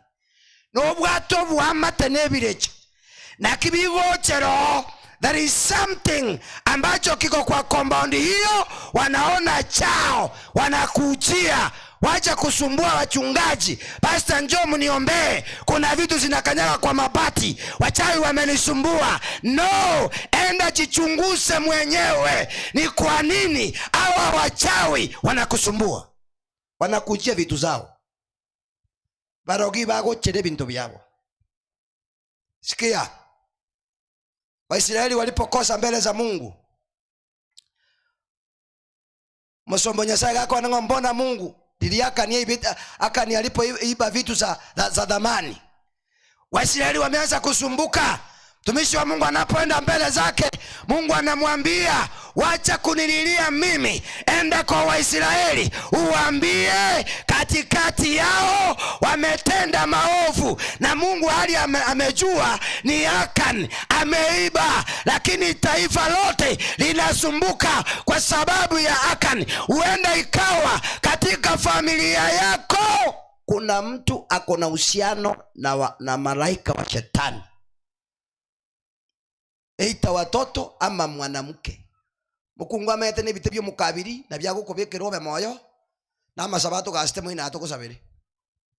No basara bwe chingena bakobekera chingende igoro. Ori awatatoka mpaka mwenyewe asalende. Sasa yule mama nikamwambia, mami, kwa sababu nimejaribu kuweka mara 3 na uchana sijui nini, hii miungu aiungui. Nikamwambia tuchukue sasa turushe kwa choo. Tobe kaze kendo choo ime. Kaniambia, mchungaji, hata kama utaweka futi 100 kwenda chini bado kitarudi juu. Nikamwambia tumia akili. Umeona nikisimama hapa na ni wewe ulikuja kaniambia nikuja kuchoma. Na nimefanya sehemu yangu. Na umeona kimekataa. Sasa siwezi nikaenda nayo kwangu. Kitu yako inabaki hapa. Hapa. Na siwezi nikashika na mkono niwekelee kwa moto nikishikilia. Mimi ni mtu. Kaara wekango legentoke. Aga ntokao tigara nakwo. Kanto kwa muntu mutigiri. Kaniambia, pastor tafadhali shika nikuambie. Nikashika. Kaniambia, pastor weka pole pole nikiongea. Okay. Nikaanza kufuata sasa masharti. Ninamwambia sasa ansa. Nikisikia akifanya akiongea ikigushi kai ungua, anaongea na kakitu kake. Kayie nikaachilia. Ungua kakatigara liko. Kanapoendelea kuungua, yule mama akaanguka chini. Kumbe hizi ni nguvu ambazo zinahitaji nguvu zingine za kusiondoa ndani. Akawa kama mtu wa kifafa endurume. Elders wanataka kutoroka. Ngabate imuli kusuka. etukulike statement twenzi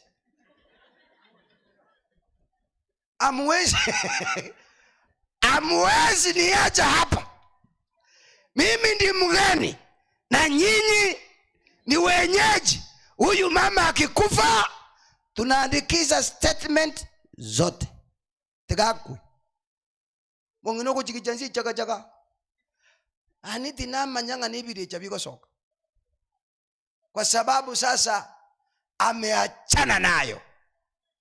Nikagundua kwamba kanisani hata kama tutahubiri kiasi gani, kama mtu ako na uchafu wake, kama achaamua peke yake kuachana, tunafanya kazi ya bure. Ikotoko kolega si yabusa onyo muntu tara salenda kurume yaye. Ndio maana tuko na watu wengi kanisani ni washerati, lakini bado wako kanisani.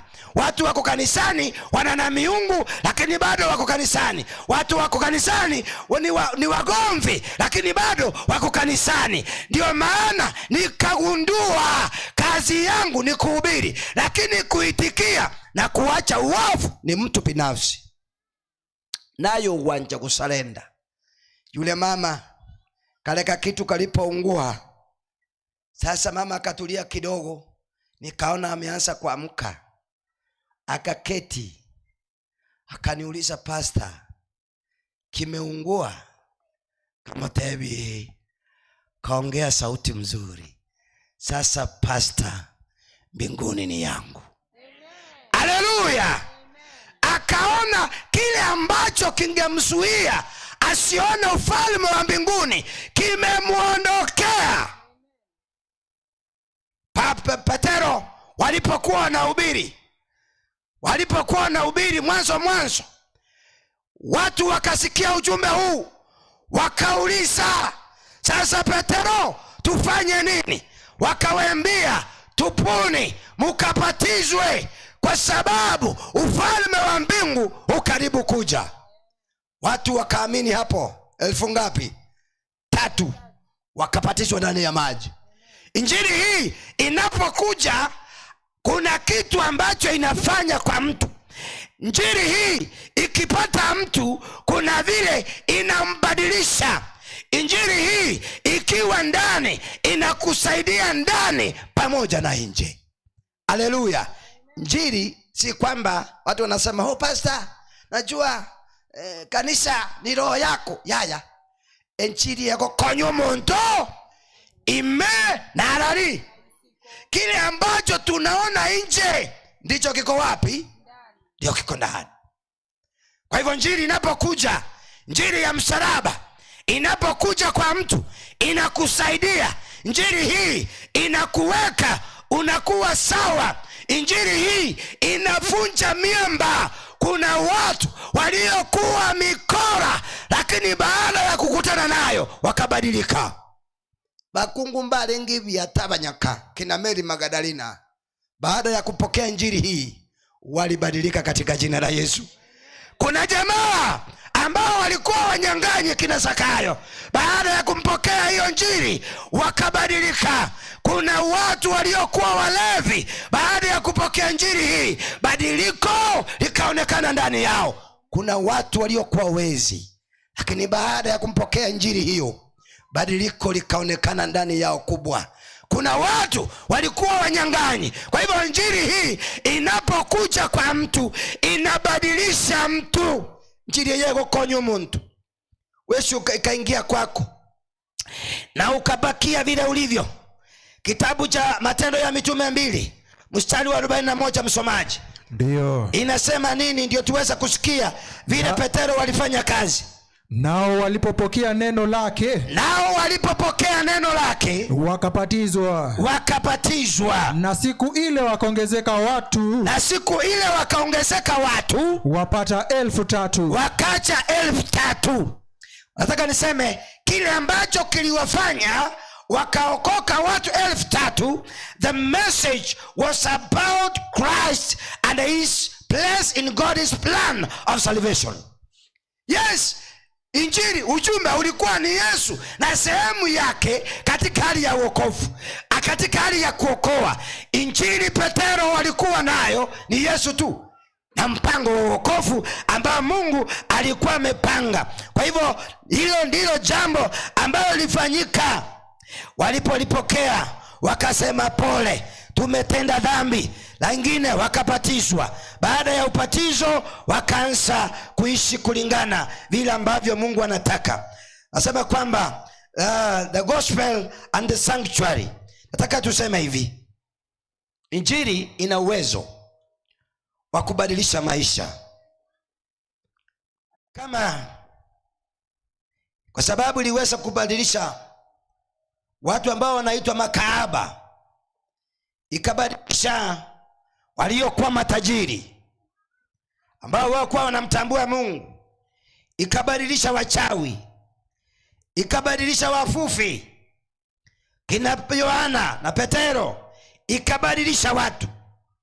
Kwa hivyo injili hii, kazi yako baada ya kuipokea ni kuamua kukaa vile ilivyo.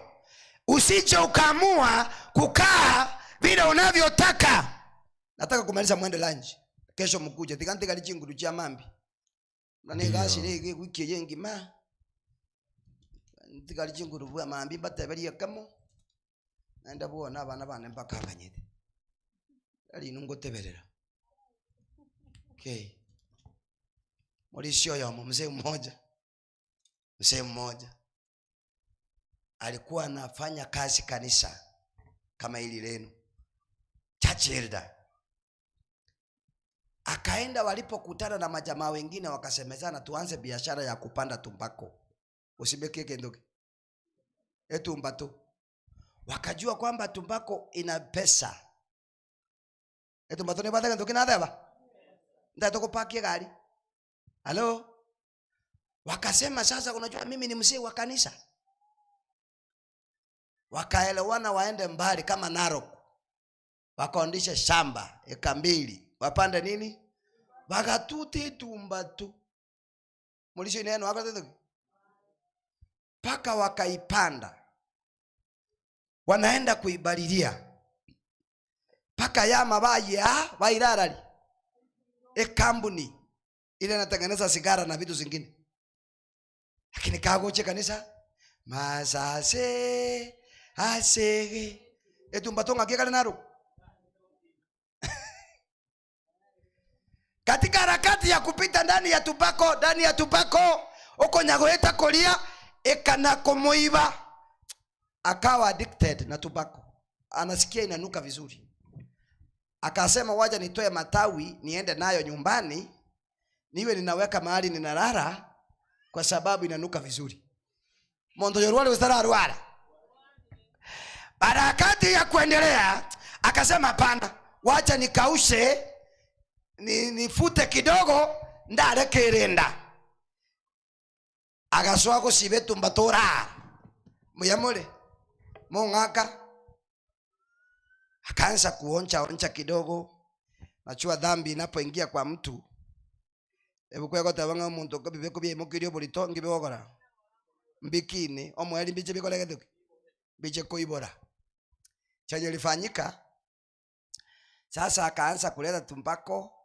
Kuna ile mapati ilikuwa inakaanga chinkara, how do we call it, chinkalology kwa Kiswahili, hiyo itaeleweka. Ile pusa kuna vile ilikuwa inatengenezwa samani. Kuna ile mapati ya kukaanga hizo vitu. Sasa akaanza kuweka sitting room yake na anafunga mlango, anaweka kuni kutoka chini, ebiemba lindi na bitugi, anawekelea tumbako chui na kauka, anaitengeneza ya kukunywa. Akaanza kuona sasa kitamba afikishe kwa kampuni, ni heri aanza kuhusia wale wanafanya nini, wanakunywa hapa. Opima kabibiti omote, si mnajua mimi ni mzee wa kanisa, usiseme. Anausa walevi. Baada ya kuwa walevi, kulewa, wanaanza kusema ati wazee wa kanisa na wanauza tumbako. Hili jambo likaenea sana. Wakaanza kujiuliza ni nani huyu. Mwishoe mlevi nayo akasema ni fulani.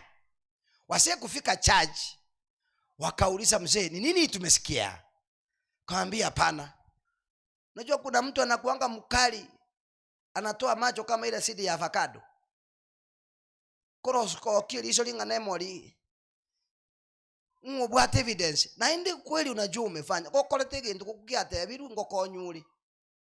Tako so akuri kintu ki. Ni kanisa kuikuru evidence. Lazima ukiona ni kusaidiwa. Baadaye jambo likafika kwa pastor. Pastor akasikia, akakuja kuuliza, hakujibiwa. Pastor akasema hapana, ni heri niende kwa mzee wangu nyumbani tufanye nini? Na kumbe mzee ameset machine ya kukauza tumbako sitting room. Ameweka kuni na ameanika tumbako juu na ingine iko kwa gunia. Sasa anaanika tu vizuri. Mzee amefunga mlango kwa sababu watu wasiingie wakakuta anafanya hiyo biashara.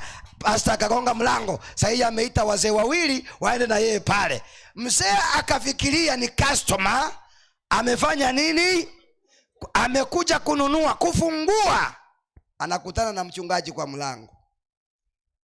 Wanya koraka sisi kakuru kumukubi. Akasisi kuna kaumbwa. Utakuta tu kwa uwanja. Kanaanza kukufanya mchinga. Kanaanza kulala chini. Kanajifanya kana kwamba ufanye nini? Ukaoni. Kasisi kalete chimba ruko bara. Mzee akaanza kukaa katika hali kana kwamba vile mlango ulifunguliwa. Pastor akasema mzee tumefika. Mzee anataka kufunga mlango. Hapana pastor, mama hajaandaa nyumba vizuri, waje nilete viti hapo nje tufanye nini? Kwa sababu tumbako iko wapi? Iko hapo kwa meza. Na imewekwa tu hapo ikauke. Kwa hivyo alipokaa hapo, pastor ameingia ndani na wazee wameingia ndani. Sasa hakuna kitu cha kuuliza. Dhambi inafanya mtu kuwa kibofu. Mpaka hapo anataka kufanya mchungaji kibofu. Unajua alifanya nini? Alienda kwa tubako. Akafanya nini? Akaikalia. Na ukumbuka ameweka moto. Kutoka wapi? Anaanza kufanya hapo, pastor. Pastor tuko salama. Unaendeleaje? Montako yikabisha. Ako kumusetu mbatu ikaransira.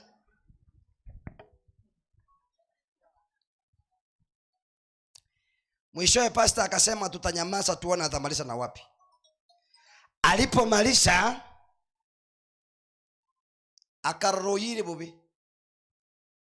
Alisimama akakuta nguo imeungua na yeye hata nyama zimebaki kwa hiyo mabati.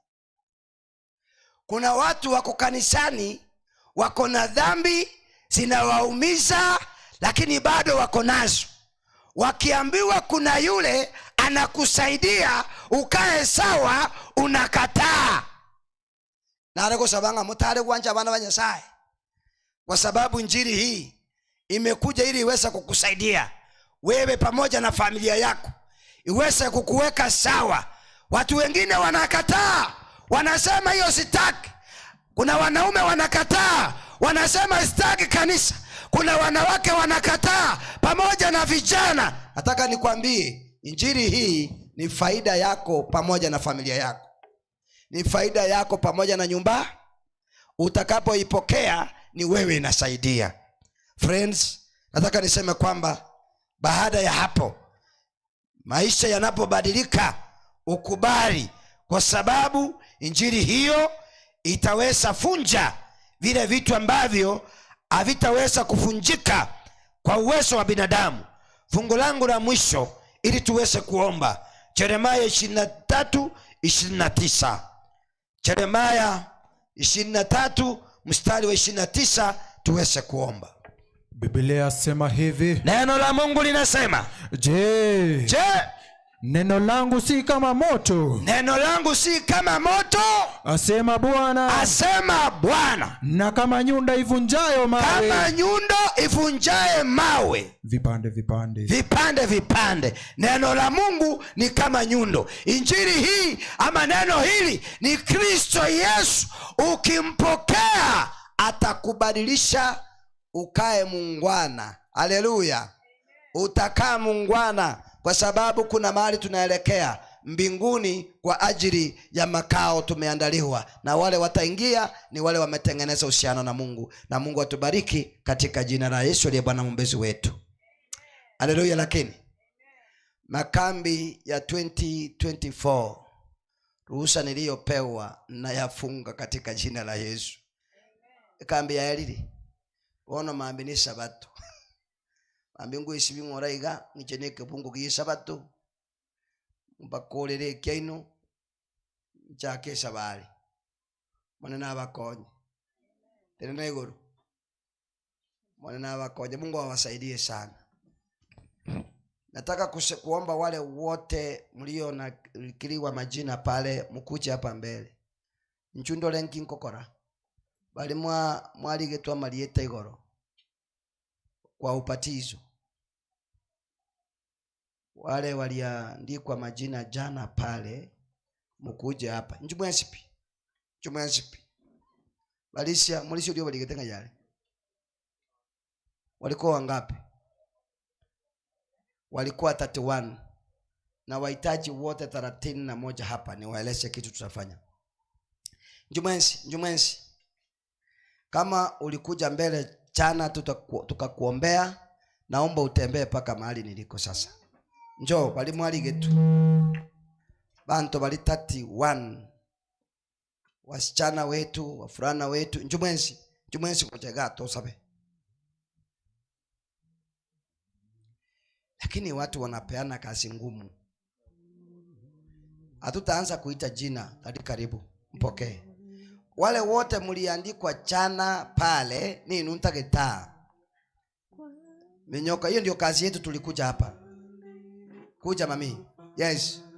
Kero montori getugoro. Yes. Mkuje wote.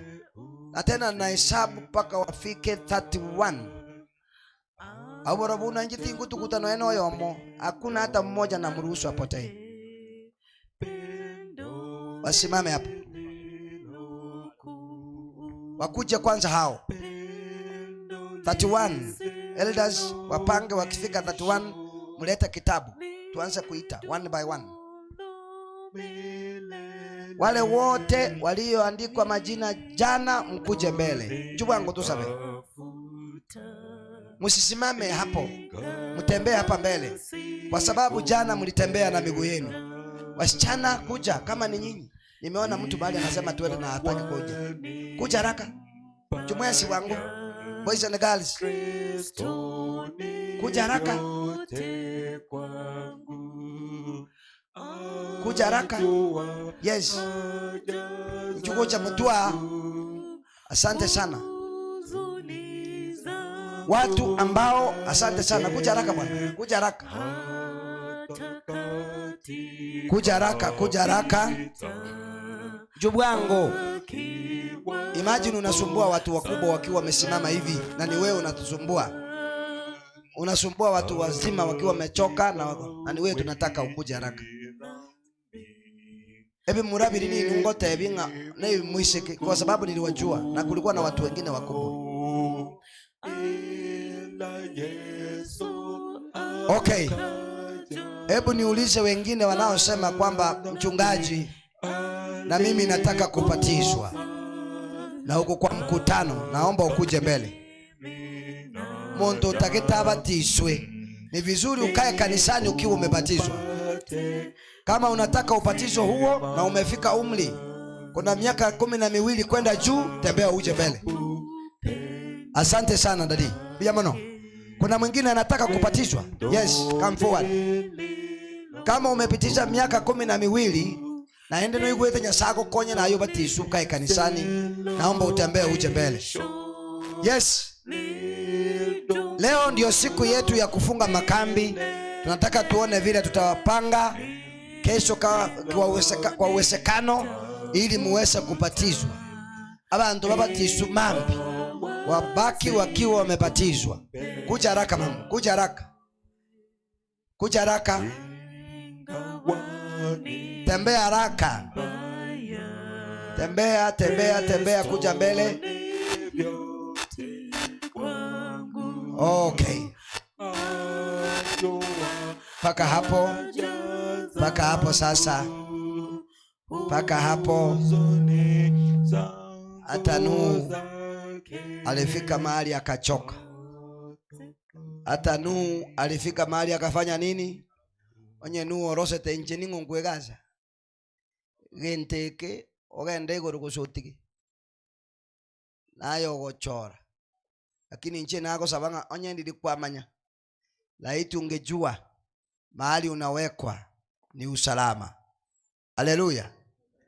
Lakini usianze kufikiria shetani ni muuaji na ni mkora. Akuko ngaina baadaye anajaribu kuharibu maisha yako. Na abori ni mugando nde tusabe ndi mwikaransa ndi mwarasa bwangu. Kanimba ireka gani? Nimba ireka gani? Nataka kuomba. Nataka tuombe. Tunataka kuomba sasa. Okay, asante sana. Tuombe. Mtakatifu, mtakatifu na mfalme, Baba yetu Mungu isiye juu mbinguni, tunakushukuru kwa sababu hakika umeweza kunena pamoja nasi. Makambi ya mwaka wa 2024 tumekuwa mbele za wana wako tukitamka kila mmoja kutoka kwako. Asante Mungu kwa sababu umetubariki na umeweza kutuongoza hadi siku ya leo. Bwana, wana wako ambao wako karibu hapa na wale ambao wako mbali nasi wamekuwa wakifuatilia neno hili kwa mtandao. Bwana, tunaomba ya kwamba endelea kutubariki kwa pamoja, na ikiwa kuna mtu kwa umbali na yeye anataka kuchagua Yesu kama mwokozi wa maisha yake, Mungu tunaomba kwamba umbariki, aende mahali ambapo kuna ukaribu, aweze kupokea ubatizo wa maji mengi. Na wale ambao wametembea hapa mbele, Bwana wabariki, uwalinde. Utakapokuwa na ubatizo, Bwana tuandae, waweze kujiandaa ili unaporudi mara ya pili Yesu wawe na nafasi ya kukulaki mawinguni. Tutakapoondoka sasa kuelekea nyumbani, Bwana utubariki tena kesho tunapokuja, uweze kuja pamoja nasi. Ni katika jina la Yesu tumeomba na kuamini.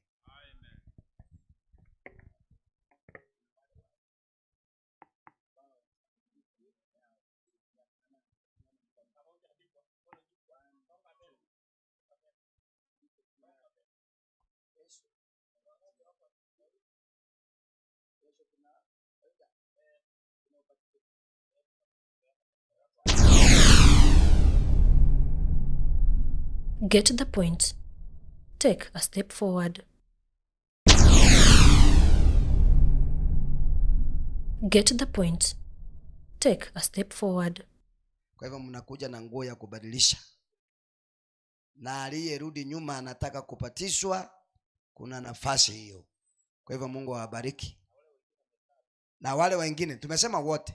Kwa hivyo mpaka wale waliandikwa chana wajiandae, kesho tutakuwa na upatizo hapa kwa sababu tuna baptism pool pale ndani. Si Mungu awabariki. Mtaweza keti, waenda hapo uongee na wao. Enda muongee na Elda. Elda enda ongea na wao. Mfuate kidogo muongee na yeye. Kesho tutakuwa na upatizo mkubwa. Kwa hivyo Mungu awabariki. Bia sana. Enda hivi. Mubange bono buya, mubachoke. Bambi baswa machemi. Hivyo tu ndivyo tunafika kilele cha makambi haya na kuweza kukaribisha Sabato siku ya kesho. Ametoka mimbarini mtumishi wa Mungu mchungaji Pastor Evans Nyandigisi, ambaye amekuwa na hotuba kuu inayosema kwamba hekalu pamoja na injili. Hii imekuwa ni team Get the Point Media ambao tumekuwa hapa nanyi kwa muda wa siku 5 sasa hapa katika kanisa la Sabato la Adventista ya Magena ya Kati, ambao pia wameunganika na Wakristo wa Adventista wa Sabato kuyafanya makambi ama siku kuu za vibanda hapa nchini Kenya. Inapofika siku ya Ijumaa, basi tunaenda kujiandaa katika kukaribisha Sabato. Get the Point Media, hii ni television ambayo tunaleta good news through social media. Tumerusha kwenye YouTube. Unapoenda pale kwenye YouTube unaangalia na kuandika jina Get the Point, Vile vile kwenye Facebook tupo kama Get the Point, na vile vile kwenye TikTok tuko kama Get the Point Media. Besides hii tunafanya video production. Ikiwa basi unataka mambo ya videography, hawa Get the Point wanafanya pamoja na photography. Besides that tunafanya inaitwa animation, screen printing, live streaming kama hii tumefanya hapa, na hii huenda ikawa ni makambi ya mwisho mwaka huu tunayarusha. Get the Point Media tunasema you take a step forward. Hadi wakati mwingine tena, kesho asubuhi tutapoleta mipangilio yote nzima ya kanisa la Sabato, tutasema kwamba karibu. Ikiwa basi upo karibu kufika katika kanisa la Adventista Magena ya Kati, umeweza kukaribishwa. Na vile vile mwisho wake tunasema Get the Point Media, you take a step forward. Mimi naitwa kaka Emmanuel Bosire, nyuma ya kamera yupo kaka Joshua, na pale kwenye mtandaoni yupo kaka Joseph, kuhakikisha kwamba yote yanarushwa. Goodbye, kesho tena.